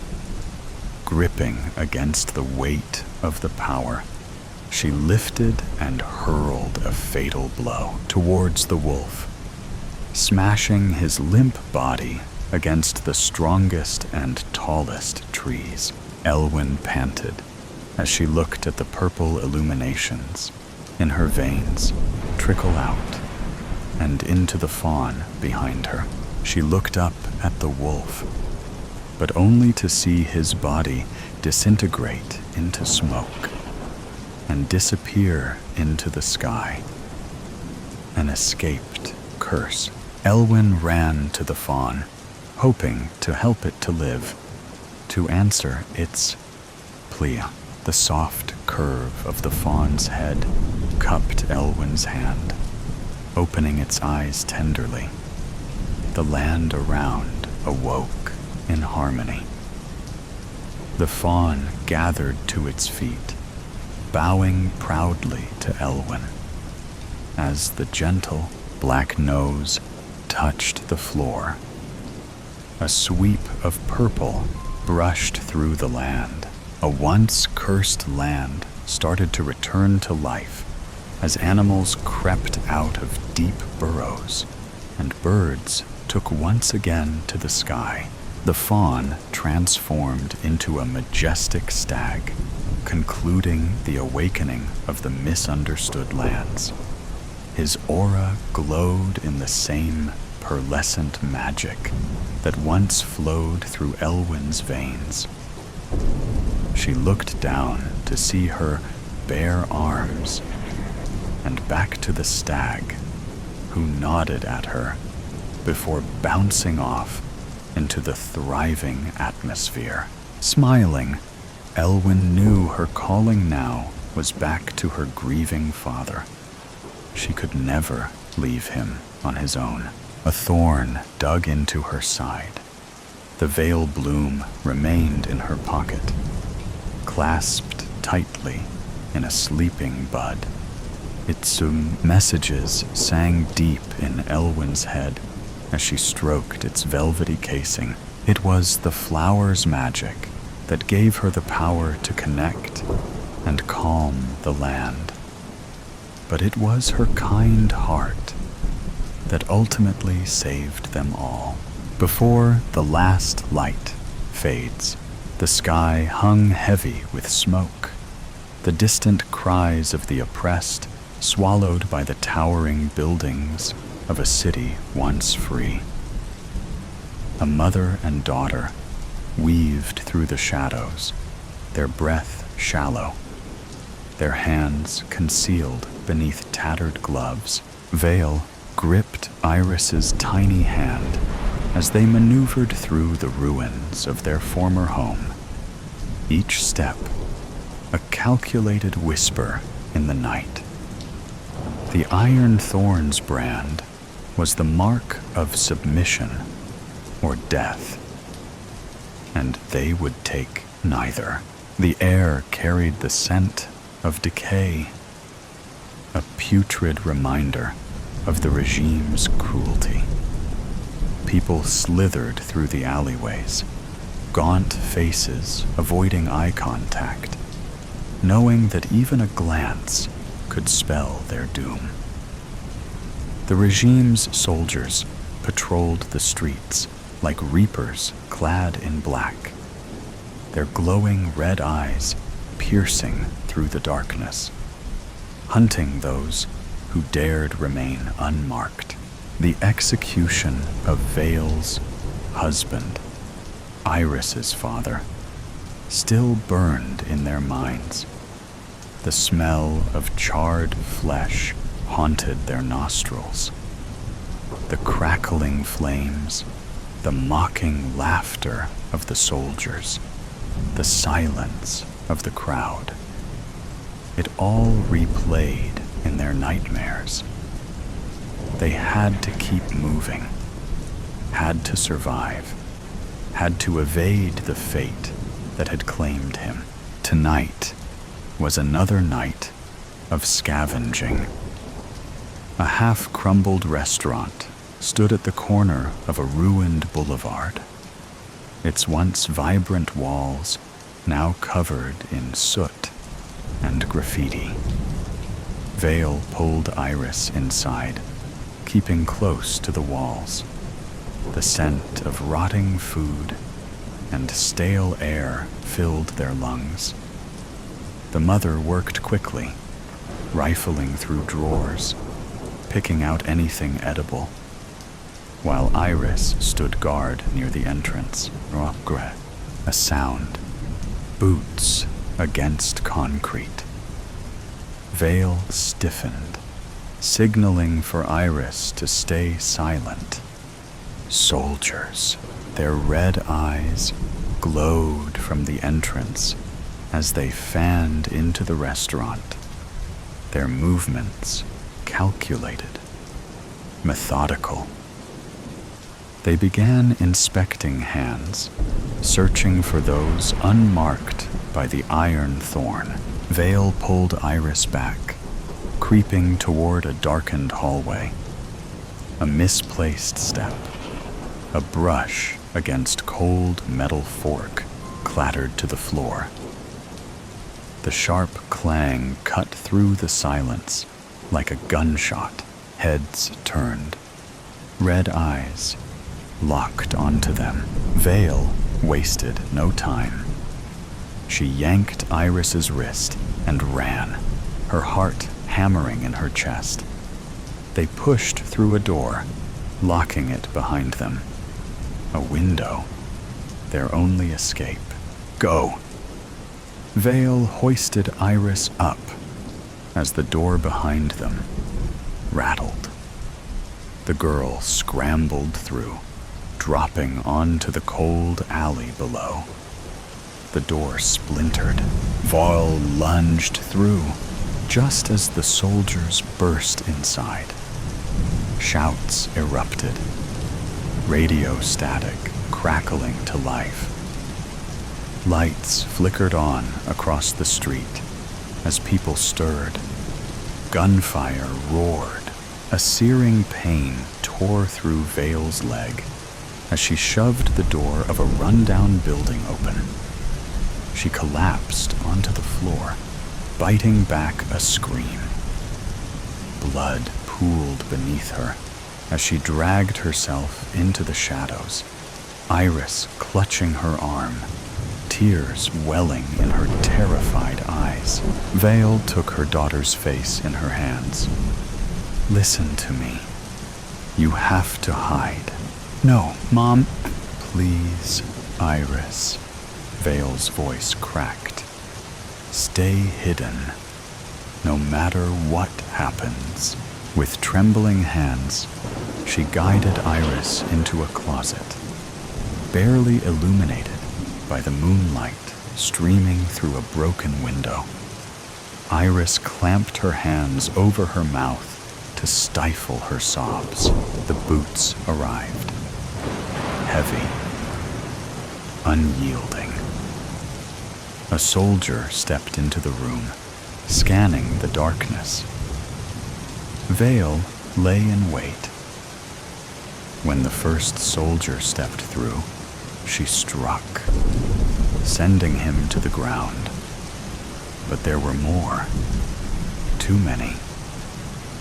A rifle butt slammed into her face, and she tasted blood. Her vision blurred. The room spun. More boots. More fists. She barely registered her own teeth, breaking as she hit the ground. Through swollen eyes, Vale turned ever so slightly toward the closet, toward Iris. A soldier noticed. He stepped toward the door. The closet burst open. Iris flew forward, her father's pocket knife in her tiny hand. She plunged it into the soldier's thigh. A scream. A gunshot missed its target as the soldier reeled back. But then a massive hand swung, sending Iris crashing into the wall. "No! No!" Vale's voice was hoarse, raw with anguish. She tried to crawl forward to Iris, but a boot slammed down on her spine, pressing her into the filth-ridden floor. A soldier began inspecting their hands for the mark of the iron thorn. But there was no mark. A soldier crouched beside her, those glowing red eyes consuming her vision. "We have plans for you." Darkness swallowed her whole. Days passed in black silence, interrupted only by the sound of rats skittering across damp stone. The air was thick with rot. Vale and Iris were dragged from their cell, their chains clinking, their bodies weak. The execution grounds reeked of gasoline and old death. The earth beneath them was blackened, littered with ash. The crowd gathered, silent, afraid. Vale pulled Iris close, pressing a kiss on her forehead. "I love you, Iris. I love you too, Mom." Tears streaked down their faces, their fingers entwined. The soldiers poured gasoline over them, the cold liquid seeping into their clothes, filling their nostrils with its acrid scent. The crowd watched in silence, some with vacant stares, others with barely concealed horror. One soldier stepped forward, a Molotov in hand, his voice a cruel mockery. "I love you too." Laughter erupted behind him. The glass shattered. Chaos exploded. Flames roared. But not from the Molotov. It came from the sky, from behind the buildings. Rebels. Gunfire cracked through the air. The soldiers scattered, scrambling to defend against an unseen enemy. The crowd erupted, some running, some standing frozen in place. Vale, weak, but driven by desperation, tore at the chains. A stray bullet shattered the lock. She ripped her bindings free, grabbed Iris, and ran. Through the chaos, they stumbled into an alley, their lungs burning, their limbs barely obeying their commands. The city screamed behind them, but for now, they were free. Vale collapsed against a wall, cradling Iris against her chest, her fingers running through the girl's tangled hair. The child trembled, clutching her mother's torn cloak. "We're okay," Vale whispered, her voice cracked and fragile. "We're okay." Iris buried her face into her mother's shoulder, sobs racking her tiny frame. "I thought we were going to die." Vale held her tighter, pressing a kiss against her head, rocking her gently. "Not today, my love. Not today." The night still loomed. The regime still reigned. But for this fleeting moment, they had each other. And that was enough. Storm of duality. Not again. Not so soon. Margaret's whisper carried over the silence of the house. With a fierce grip, she bit her remaining fingernail, tearing a piece off and causing the skin to bleed. Margaret stood at the window as the sky brooded, thick with the weight of an impending storm. Dark clouds churned in slow agony, twisting and folding over themselves as if writhing in torment. This storm, she knew, would continue for days. Long, agonizing days.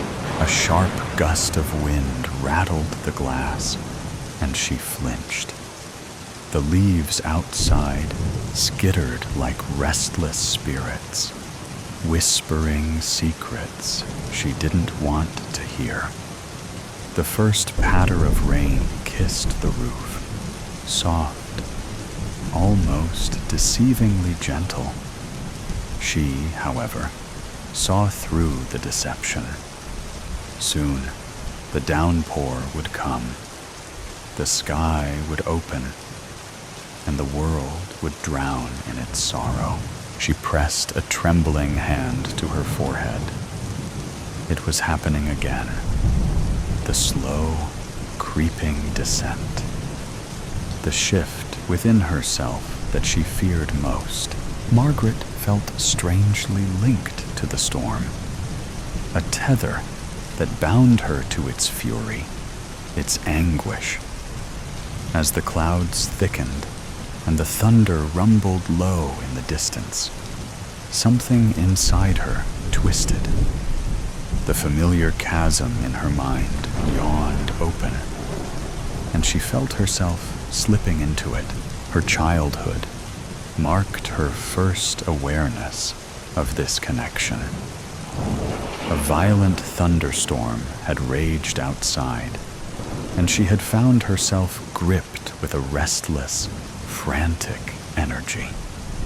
It was as though the storm had crawled inside her and filled her veins with its electric charge. Her mother had found her hours later, curled in a corner, whispering to herself. "It's not me," she had murmured over and over. "It's not me." Adulthood brought no change to that feeling. The storm, the darkness, the shifting inside her. Dr. Jekyll and Mr. Hyde. That's how it felt. Two selves coexisting in fragile balance until the storm tipped the scale.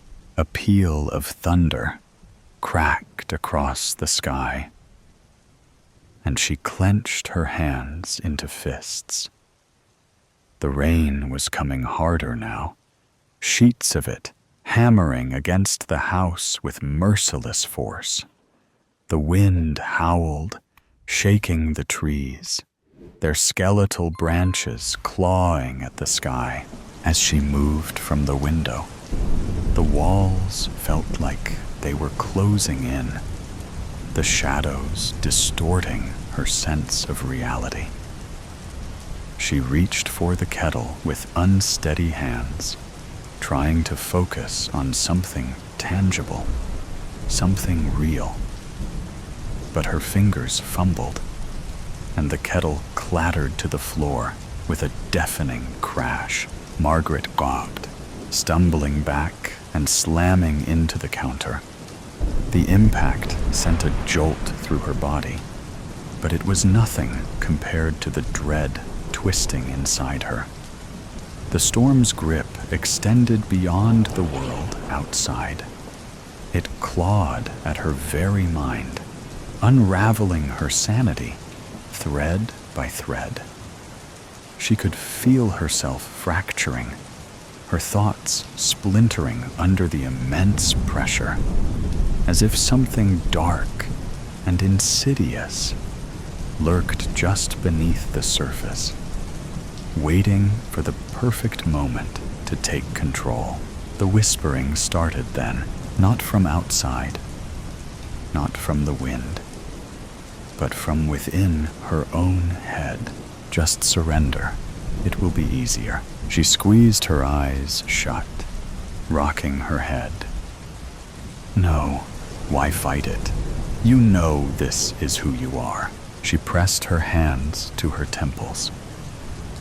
Her breathing was increasing, like the thunder and lightning. Her ears were buzzing, overpowering the storm itself. Margaret sensed her body was detaching from itself, like her reality was crumbling to the floor. It was the storm inside her, the darkness waiting to consume her. Another crack of thunder split the sky, and a bolt of lightning illuminated the house in a stark, white flash. Margaret reconnected with her body again and felt the surge through her veins, like she poked a fork in a light socket. She glimpsed at herself in the kettle's reflection. Her dilated eyes, the size of marbles, and her pale, almost unrecognizable face stared back at her. Then she realized the storm had taken her. She staggered backward, her hands clutching at the edge of the counter. She needed to hold on, to ground herself. She didn't want to become that person. Darkness prompted unthinkable actions. It whispered to her, feeding her fears, twisting her thoughts until right and wrong blurred together. It promised relief, power, an escape from the suffocating weight of reality. But she knew the cost. She had seen it before, felt it claw at her mind, urging her to surrender. Her fingers gripped the counter tighter, nails biting into the surface. She had to resist. She fought despite the overwhelming urge to give up. Letting go felt incredibly tempting. To release pent-up emotion, to embody the storm's will. She could feel the power coiling in her chest, raw and untamed. Another roar of thunder, another crash of rain. The wind shrieked, rattling the windows as she thought they might shatter. Margaret let out a strangled sob. Please, stop. But storms don't listen. Their anger is unrestrained, and they destroy. Tears burned fiery trails down her cheeks. She staggered forward, pressing her forehead to the cool glass of the window. The rain distorted the world outside, turning everything into an indistinct blur. Just like her mind, she had to hold on. She had to be strong and fight. With a trembling breath, she forced herself to move, to step away from the window. She grabbed the kettle from the floor and set it back on the stove, the simple motion anchoring her. She filled it with water, her fingers still shaking, but moving with purpose.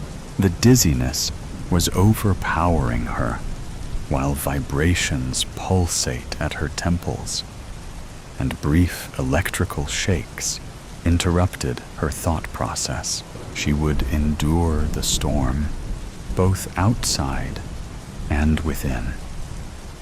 But what awaited on the other side? Would she emerge unscathed?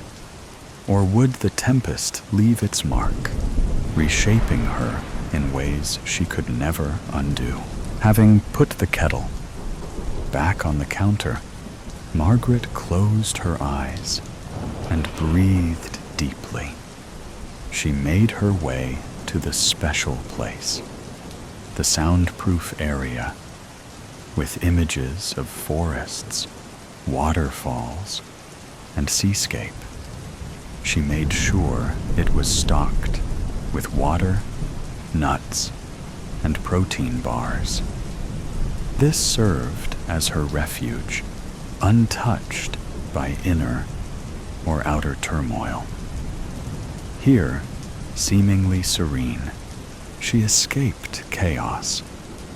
Briefly rediscovering herself, Margaret cast a final glance at the furious storm, its howls clawing at the windows like a desperate specter. As she forced the door shut, the latch clicked into place, a thin barrier between her and the chaos beyond. Yet, just before the silence settled, the storm's final utterance slithered through the cracks, a venomous whisper threading into her mind. "You can never escape me. I'll always be with you." A tremor ran down her spine, but she clenched her fists, grounding herself. The storm could rage, it could scream, but she refused to let it claim her. Not tonight, and for tonight, that was enough. A bitter choice. The first thing he could recognize was an old, musty, wet scent. He's groggy, his mouth is dry, and his head hurts, but he feels warmth on his face. With that, he hears a crackling fire. Attempting to lift his hand to his face, he realizes his hands are tied. His feet are tied. He opens his eyes and can see that he is tied to a chair. His eyes get used to the fire's dim light, and he is seated in an old, dusty room with wooden beams at a small round table with a teapot and teacup in the middle. He smells the scent of steeping tea. He starts to feel panic and realizes that he is well and indeed tied to the chair, and he's not getting out. His mind races like anyone's would in this predicament. Who did this? Why me? Why am I here?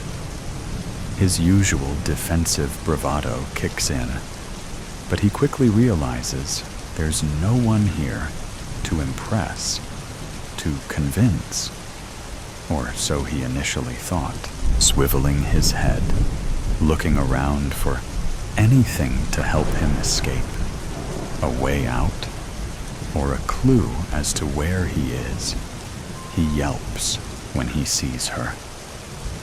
There, by the fire, a young woman stands. She is tall, curvier than he prefers, and simply dressed. She doesn't make a single sound. She seems calm as she continues looking into the flames while holding her cup of tea and quietly sipping. Who the hell is she? At first, he thinks this is a first date gone wrong, but then he sees her face, and he recognizes her. I know her, but his head is so foggy. Did she drug me? He can't place her face.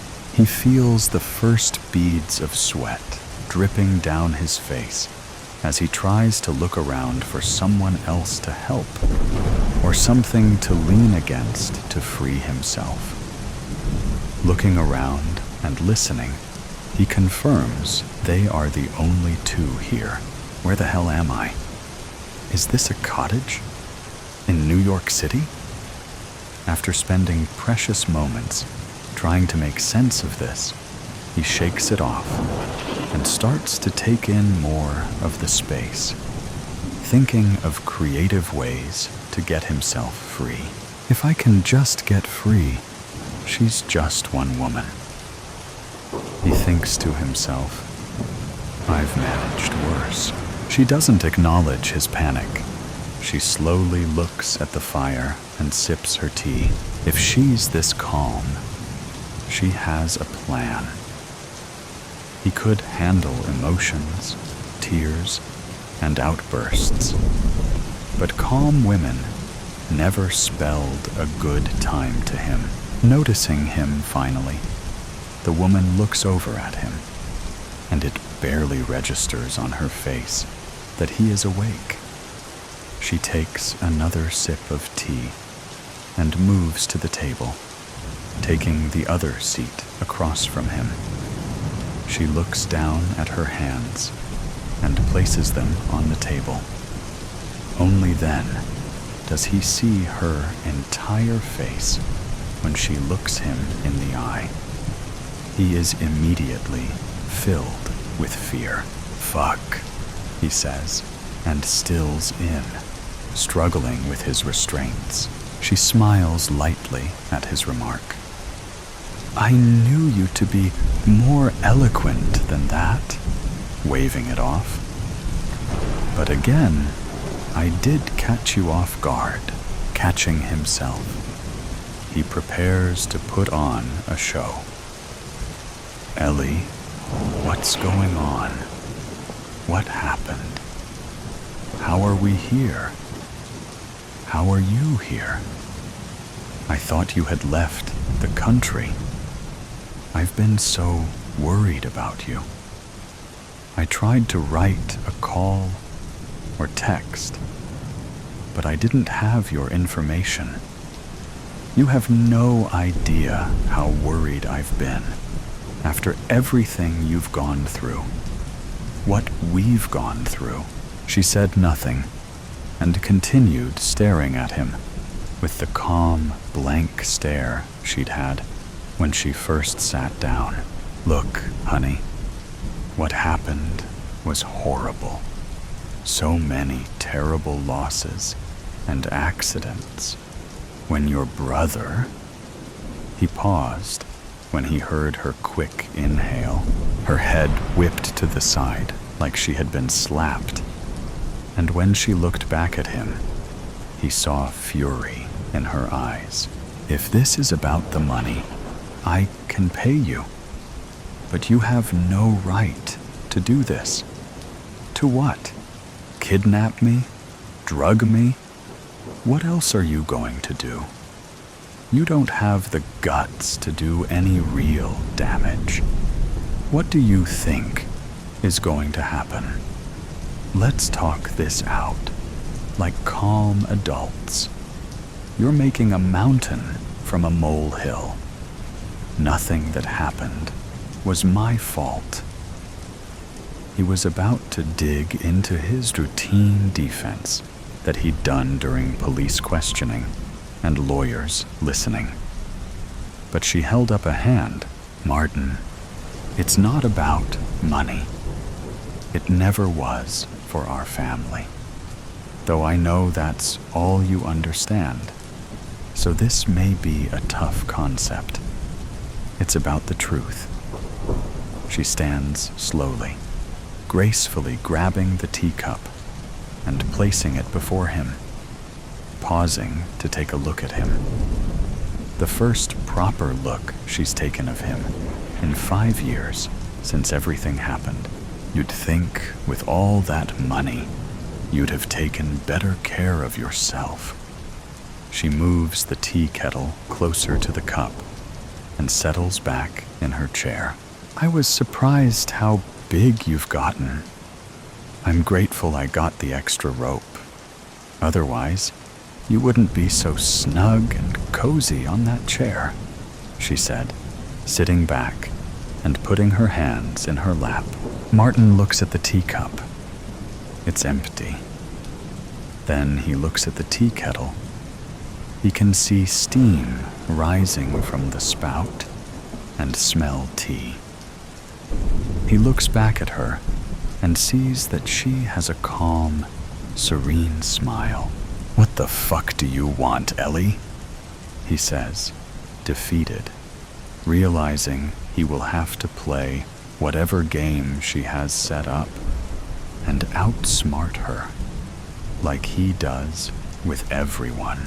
"I've made you a soothing tea, but I want to tell you a story first," she says.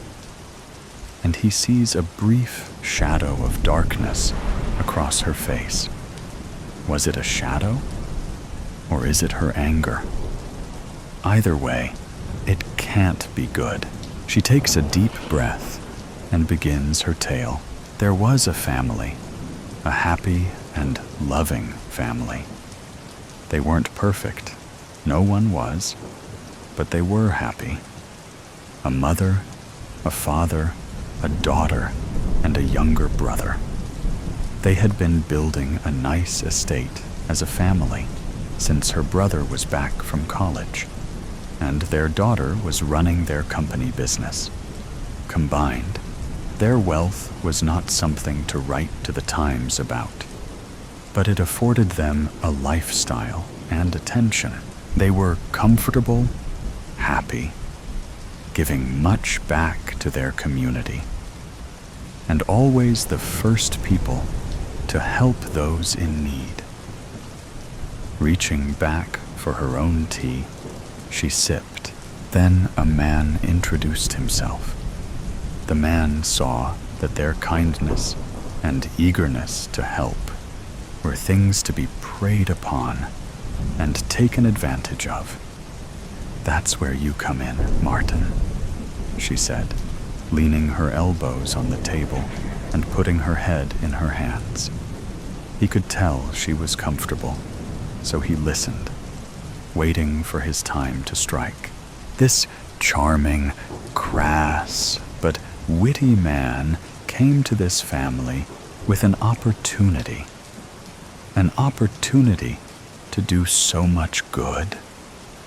"You did your homework there, didn't you, Marty? Knowing my father had been dying to help those less fortunate in other parts of the world, but didn't have the gift or health to travel like he'd like. So you offered your assistance." She continued, "Look, your father was an adult and made a decision he shouldn't have. It's not my fault he was as gullible as he was fragile in health." Martin interjected, but it didn't move or ruffle her as he hoped. Again, he could deal with outbursts and emotions, but that calm quiet unnerved him. "My father trusted you.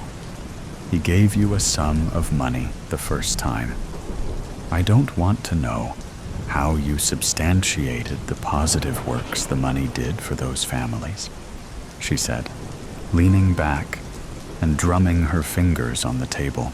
"AI has come a long way these days. It's not my fault he couldn't see the flaws." He tried to add that charm, but failed because he kept looking back at the tea. "Is it poisoned? Is she going to kill me with the teapot? Seems a bit violent for her," he thought. But he'd been surprised by her already. She scoffed at his remark. "You continued to take his money and show these manufactured images and proof of goodwill for 2 years, until he gave you access to our funds without knowing you had cheated him. You promptly drained those funds, millions of dollars, and disappeared, funneling the money to an untraceable account. No court would mandate a warrant or search for you. Again, sweetie, it's not my fault your father was an idiot. And you could have stopped him, he said, thinking the sweat from his palms could help loosen the rope around his wrists. She went on. The stress of this loss and the bureaucratic failing that is our justice system caused my already fragile father to suffer a heart attack and die, leaving my mother a husk of a woman. I had to step away from the business and take care of her. My brother took over the company. You had thoroughly gutted those funds to barely enough to keep the lights on. The debt drowned my brother and his sanity, and he took his own life. The loss of both men caused my mother to stop living. She wouldn't eat. She wouldn't sleep. She just wept. Until one day, she just stopped breathing. The doctors say it was a brain aneurysm. It was heartache. She says with tremendous confidence. She gets up and goes to the fire. He sees her shaking. Is it from the cold or from anger? He continues his slow struggle to free his hand from the ropes, but knows it won't do any good. He just has to wait and see how this plays out. Look, Ellie, I'm sorry this all happened to you. I really did send some money to those charities. He had to, he thought. Otherwise, he wouldn't have been able to get their government-valid invoice for his tax write-offs, which he forged. And everything that happened to your family, you can't blame those freak incidents on me. It just doesn't make sense. And you've always been a sensible woman. Let's just talk like adults, and we can find the reason behind all this. He began preparing more excuses, but he saw that she didn't even react. She took a slow breath while staring into the fire. You ruined us for nothing but greed. He didn't know what to say, so she turned and stared at him. For greed, she whispered. Taking her time, she returned to the table and picked up the teapot. Keeping eye contact with him, she poured the tea into the cup. She placed the teapot back down on the table. Stepping behind him, she stills. In that pregnant pause of silence, horrifying scenarios rush into his mind. Is she going to smash my face against the table? Was it a ploy? Is she going to slit my throat or strangle me? He hears her take a deep breath, unties one of his hands, and slowly takes her seat across from him, unafraid of what he might do with one hand free. The tea is yours, Martin. A gift from me, she says, leaning back in the chair. He looked at the cup. The dark liquid smelled rich and fragrant. Was it poisoned? Maybe. Maybe not. If she wanted to kill him, wouldn't she have done it already? Why wait so long? Why all the dramatics? Was she testing his conscience? Joke's on her. He doesn't think he has one.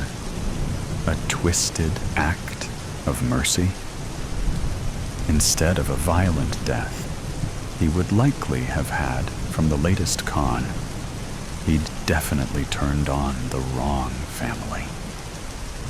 That was not his best work. He'd been getting sloppy. So what? He drinks it? If he refuses, will she force him? He stares at the cup. As I said before, this is about trust. It's about faith in kindness, in my kindness. Do you have that faith, Martin? Pausing, she watches his internal struggle. Take a drink, Martin, she says, leaning forward. He could throw it in her face as a distraction, but it's not hot enough to do any damage, and he still would be stuck in this chair. It wouldn't distract her enough to manage an escape. And if I don't? He asks quietly. She cocked her head to the side and knowingly smiled, confirming that if he didn't, she'd force it. With a deep breath and trembling hand, he lifts the cup to his lips and drinks. He watches her face as the warm, bitter tea slides down his throat. He stares at her as he waits to feel anything. His heart pounds. Is this it? Or is it nerves? What else will I start feeling? Throat burning? Organ failure? Ellie watches him in silence. Her expression is unreadable. 1 minute passes, then another, and another. He feels no pain. Was there even any poison? Was it just tea? He laughs nervously with relief.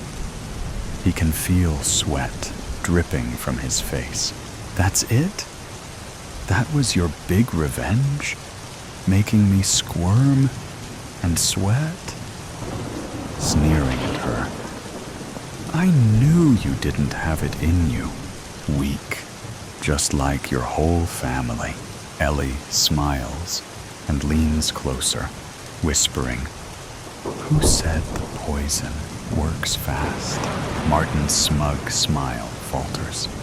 He looks at the cup, the back at Ellie's serene face. What do you mean? He blurts out between panicked breaths. She stands and picks up her coat, and he sees her demeanor change to light and easy. Some things take time, Marty. She pauses and smiles at him. It could be days. It could be weeks. It could be in your sleep. It could be during your favorite meal.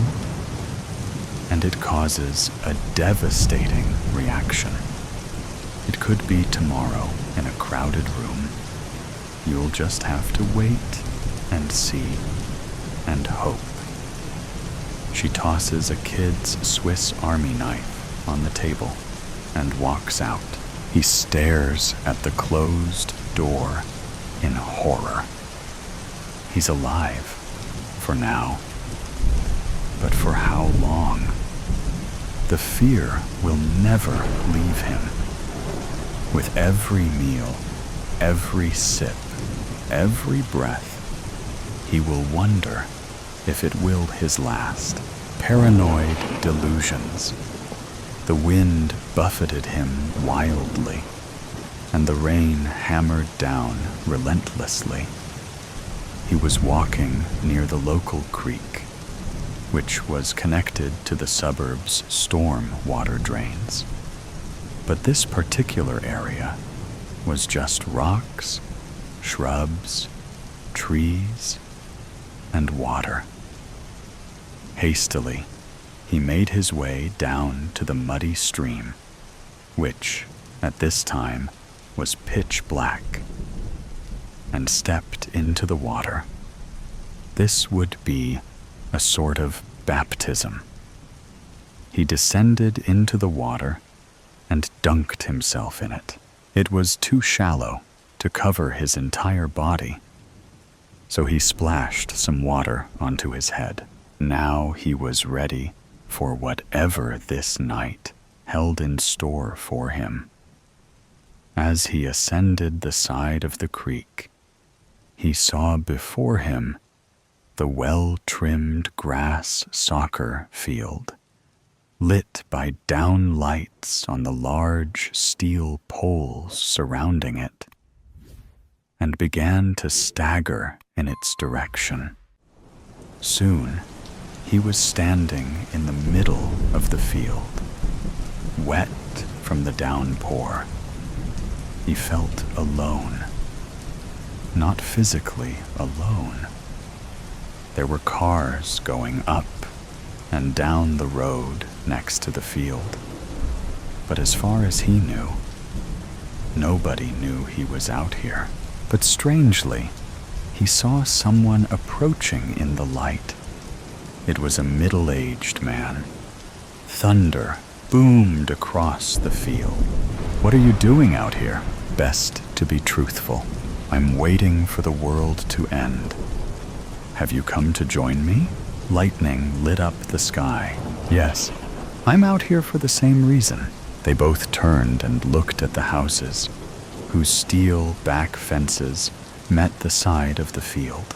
"Do you think we're the only ones who know?" The rain belted down on them both. "I think so." The thunder from the lightning rumbled heavy and hard as more great arcs lit up the sky, and the rain became heavier. The man looked at him through the gelatinous downpour. "How did you get here?" he replied in a frantic rush. "I've been walking through this night down many different paths. I honestly couldn't tell you how I got here. I just kept on walking. Eventually, I hit the creek over there, and then I came to this field." The wind battered them, causing the rain to hit them in an angular fashion, directly on their face. The man came up to him, soaking wet, and put a hand on his shoulder. "Tell me your name. We need to pass the time somehow." The rain began to subside, and the wind became calmer. He responded, "My name's Jack. Who are you anyway?" The man looked at the ground, his hand still on his shoulder. "I'm David. Tell me everything you know about why you're here. Tell me everything you know about the world ending." He sat down, and the man sat with him. "I left my car when the radio started sounding funny. Just got out and left it where it was. It wasn't just the radio. I felt like the car was going to lock me in any second. I walked and walked, and when I got to some shops, I heard people laughing at me, but I just ignored them and opened the Bible. I was sitting on a concrete barrier, and the pages just started to turn, slowly at first, but then faster and faster, till it stopped at the book of Revelation. Ah, the book of Revelation, the prophecy of the end times. But don't you think that maybe it was just the wind? Jack's face tightened, and his teeth gritted. "It was a sign. I know a sign when I see one." A loud thunder crack shook the earth. He began to pace back and forth, and then turned to face David, his voice trembling despite his efforts, words spilling out too fast, fingers twitching against the damp grass. The end of the world is when God returns his Son, Jesus, back to the world to judge everyone. Everything great we have built, all the technology we have created, it won't make any difference. Everything will be destroyed to be remade again. All the wicked will be sent to hell, while those who believe will be given new bodies and will live forever with God, Jesus, in their midst. I see, said David. I'm not going to debate your beliefs with you. I respect your choice. But tell me, what made you think it's happening right now? He began to pace again. It started as a feeling. I was feeling so amped up. And then I saw the pages turn on my Bible. And then this crazy storm started happening.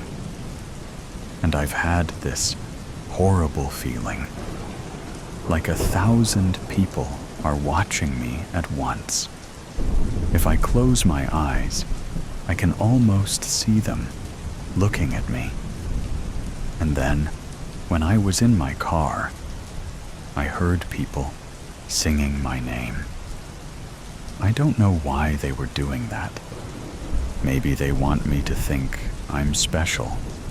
So I'll think I am the Messiah, but I'd be a false Messiah, so I can't let them control me, David replied softly. I can see there is a lot going on for you. Let's break this down.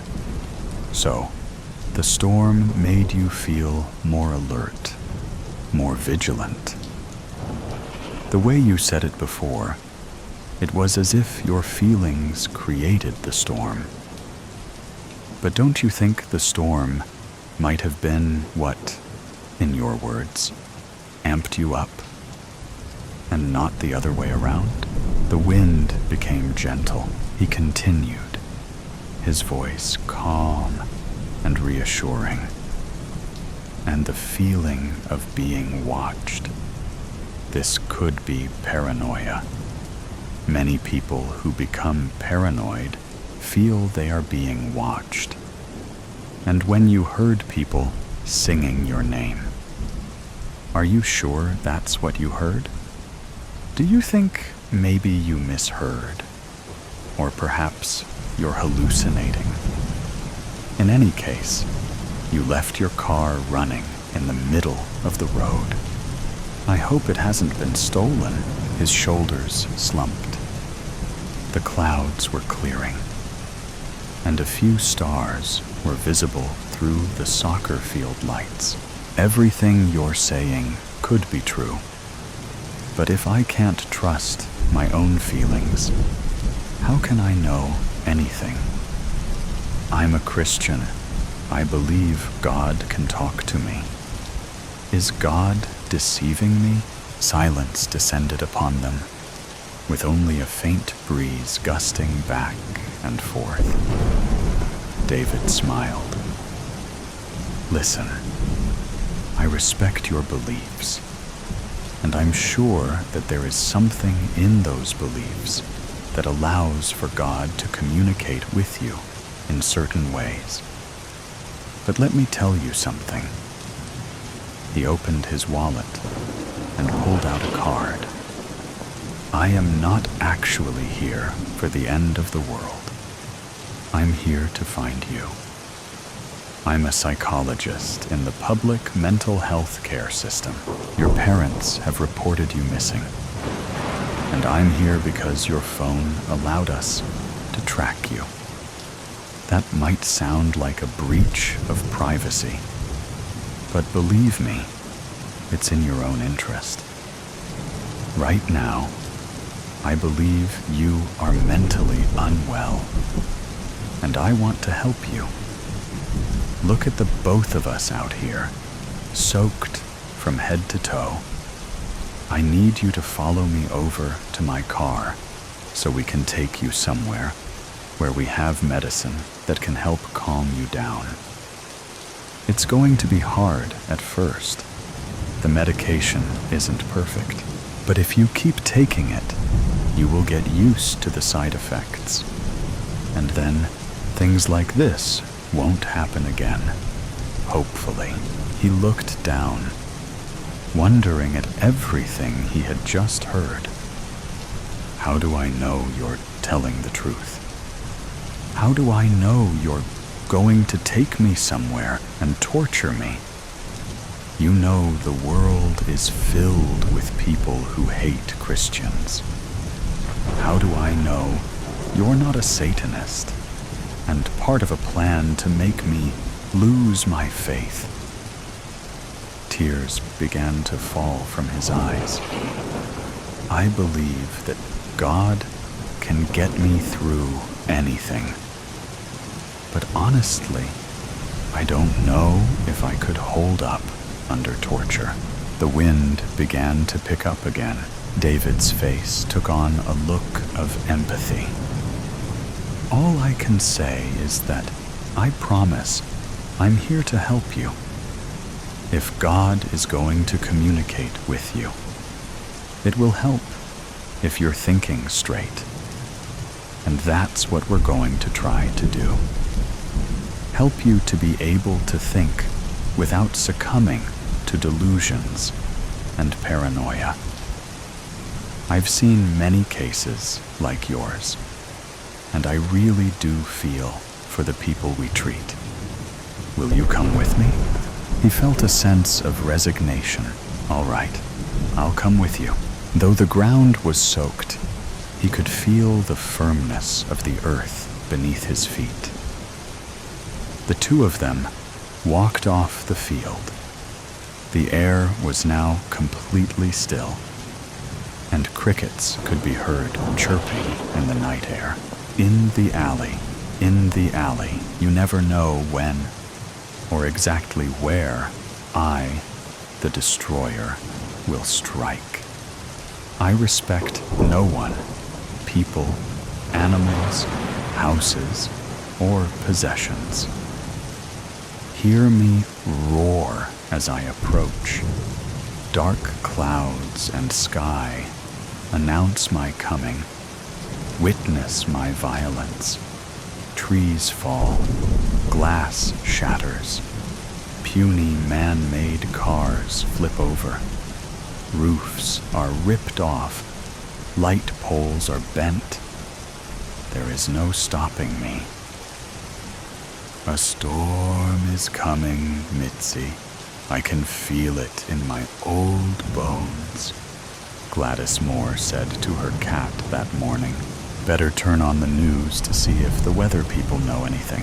Gladys had lived in Grand Island, Nebraska all her life. No stranger to storms, she knew what to do and had ridden out several during her lifetime with only major yard cleanup. She wasn't that worried.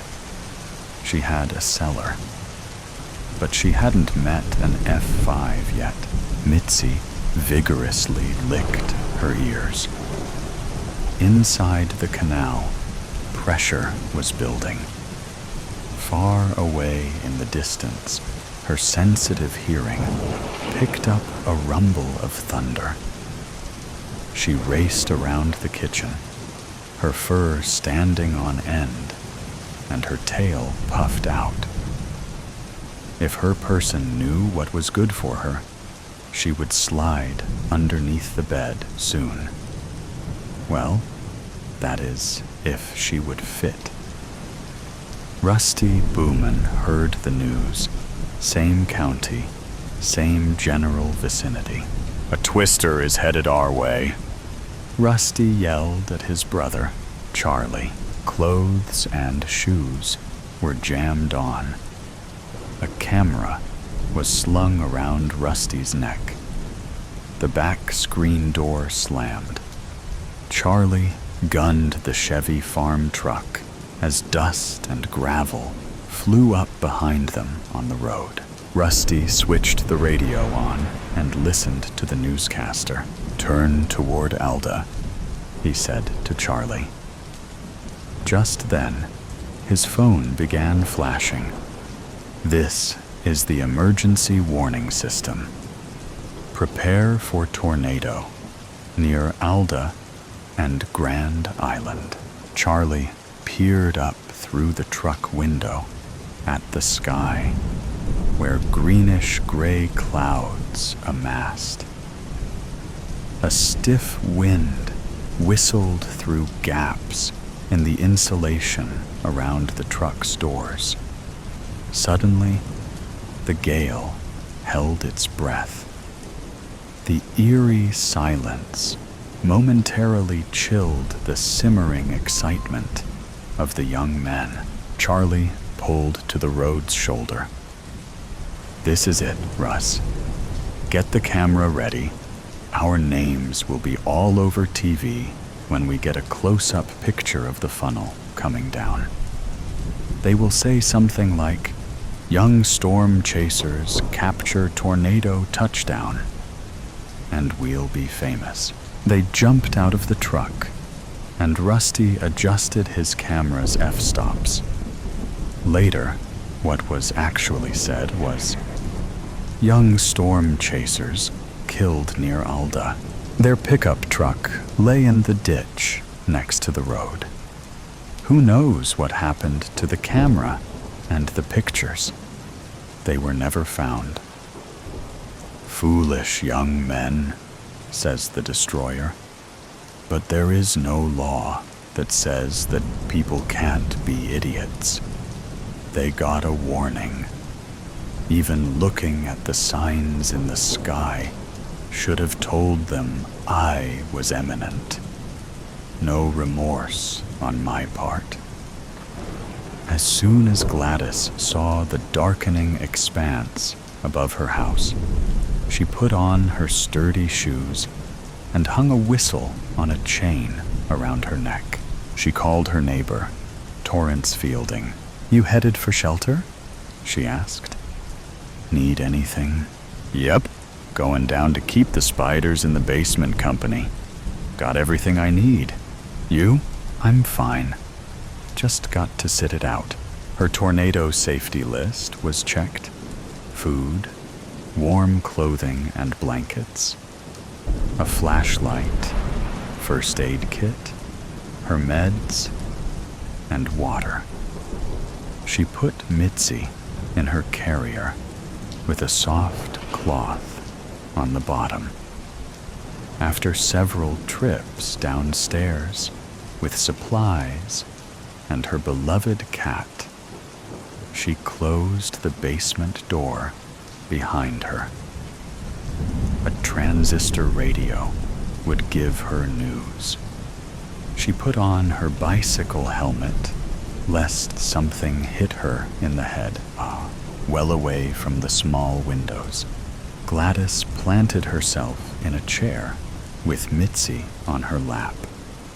Mitzi hated being confined and restless. She squirmed and meowed. Outside, the wind rose and shrieked and howled like a possessed animal while they waited and waited. Fear shivered down Gladys's spine. Then a silent lull, somehow more frightening, like the storm was gathering strength for its next onslaught. The house began to shake. Hail rattled down outside like bullets. She covered her head and Mitzi with a blanket.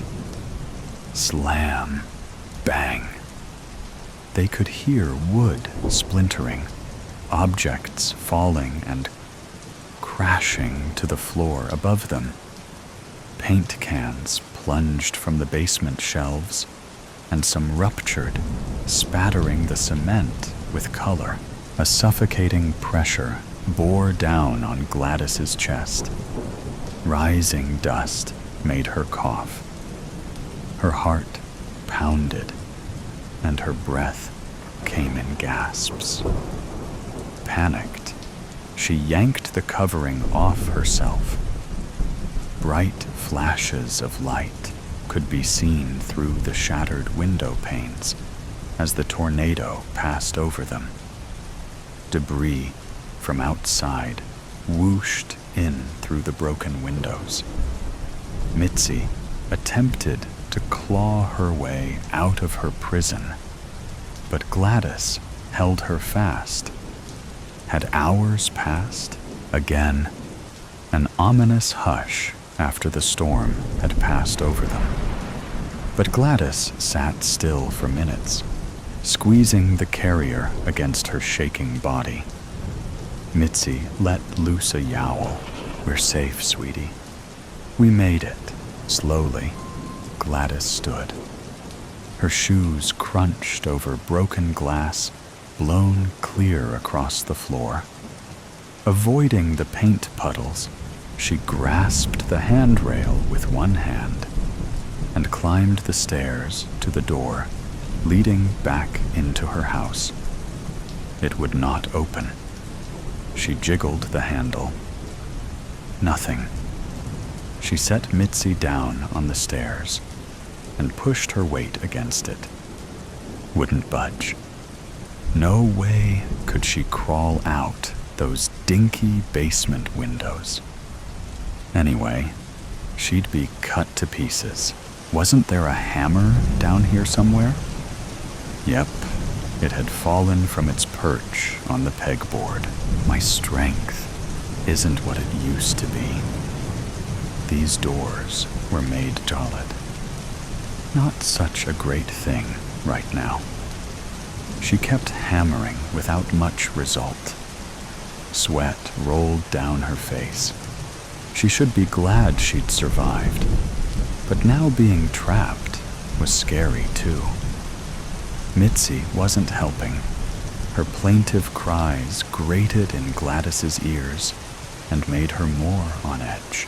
She set her weapon down and rubbed her forehead. To her surprise, her fingers came away bloody. When had she got injured? Now it hurt. But when she looked down, her eyes rested on her whistle. She blew with all her might, while Mitzi flattened her ears. Hours later, when Torrance was able to exit his own house, which had been flattened by the big oak in his yard, he hurried to Gladys and heard her now faint whistle. He shook his head in wonder. One wall with a door stood. Otherwise, her house was a pile of rubble. "I hear you, Gladys," he shouted. "I'm going to get you out." The destroyer laughed as he barreled down the countryside, wreaking devastation as he went. Even the people like Gladys, who planned ahead, aren't completely safe from me. I demolished her house. She's homeless now. But like others, she might rebuild. Spawned by a thunderstorm, I'll gather strength again soon and plunder this same area.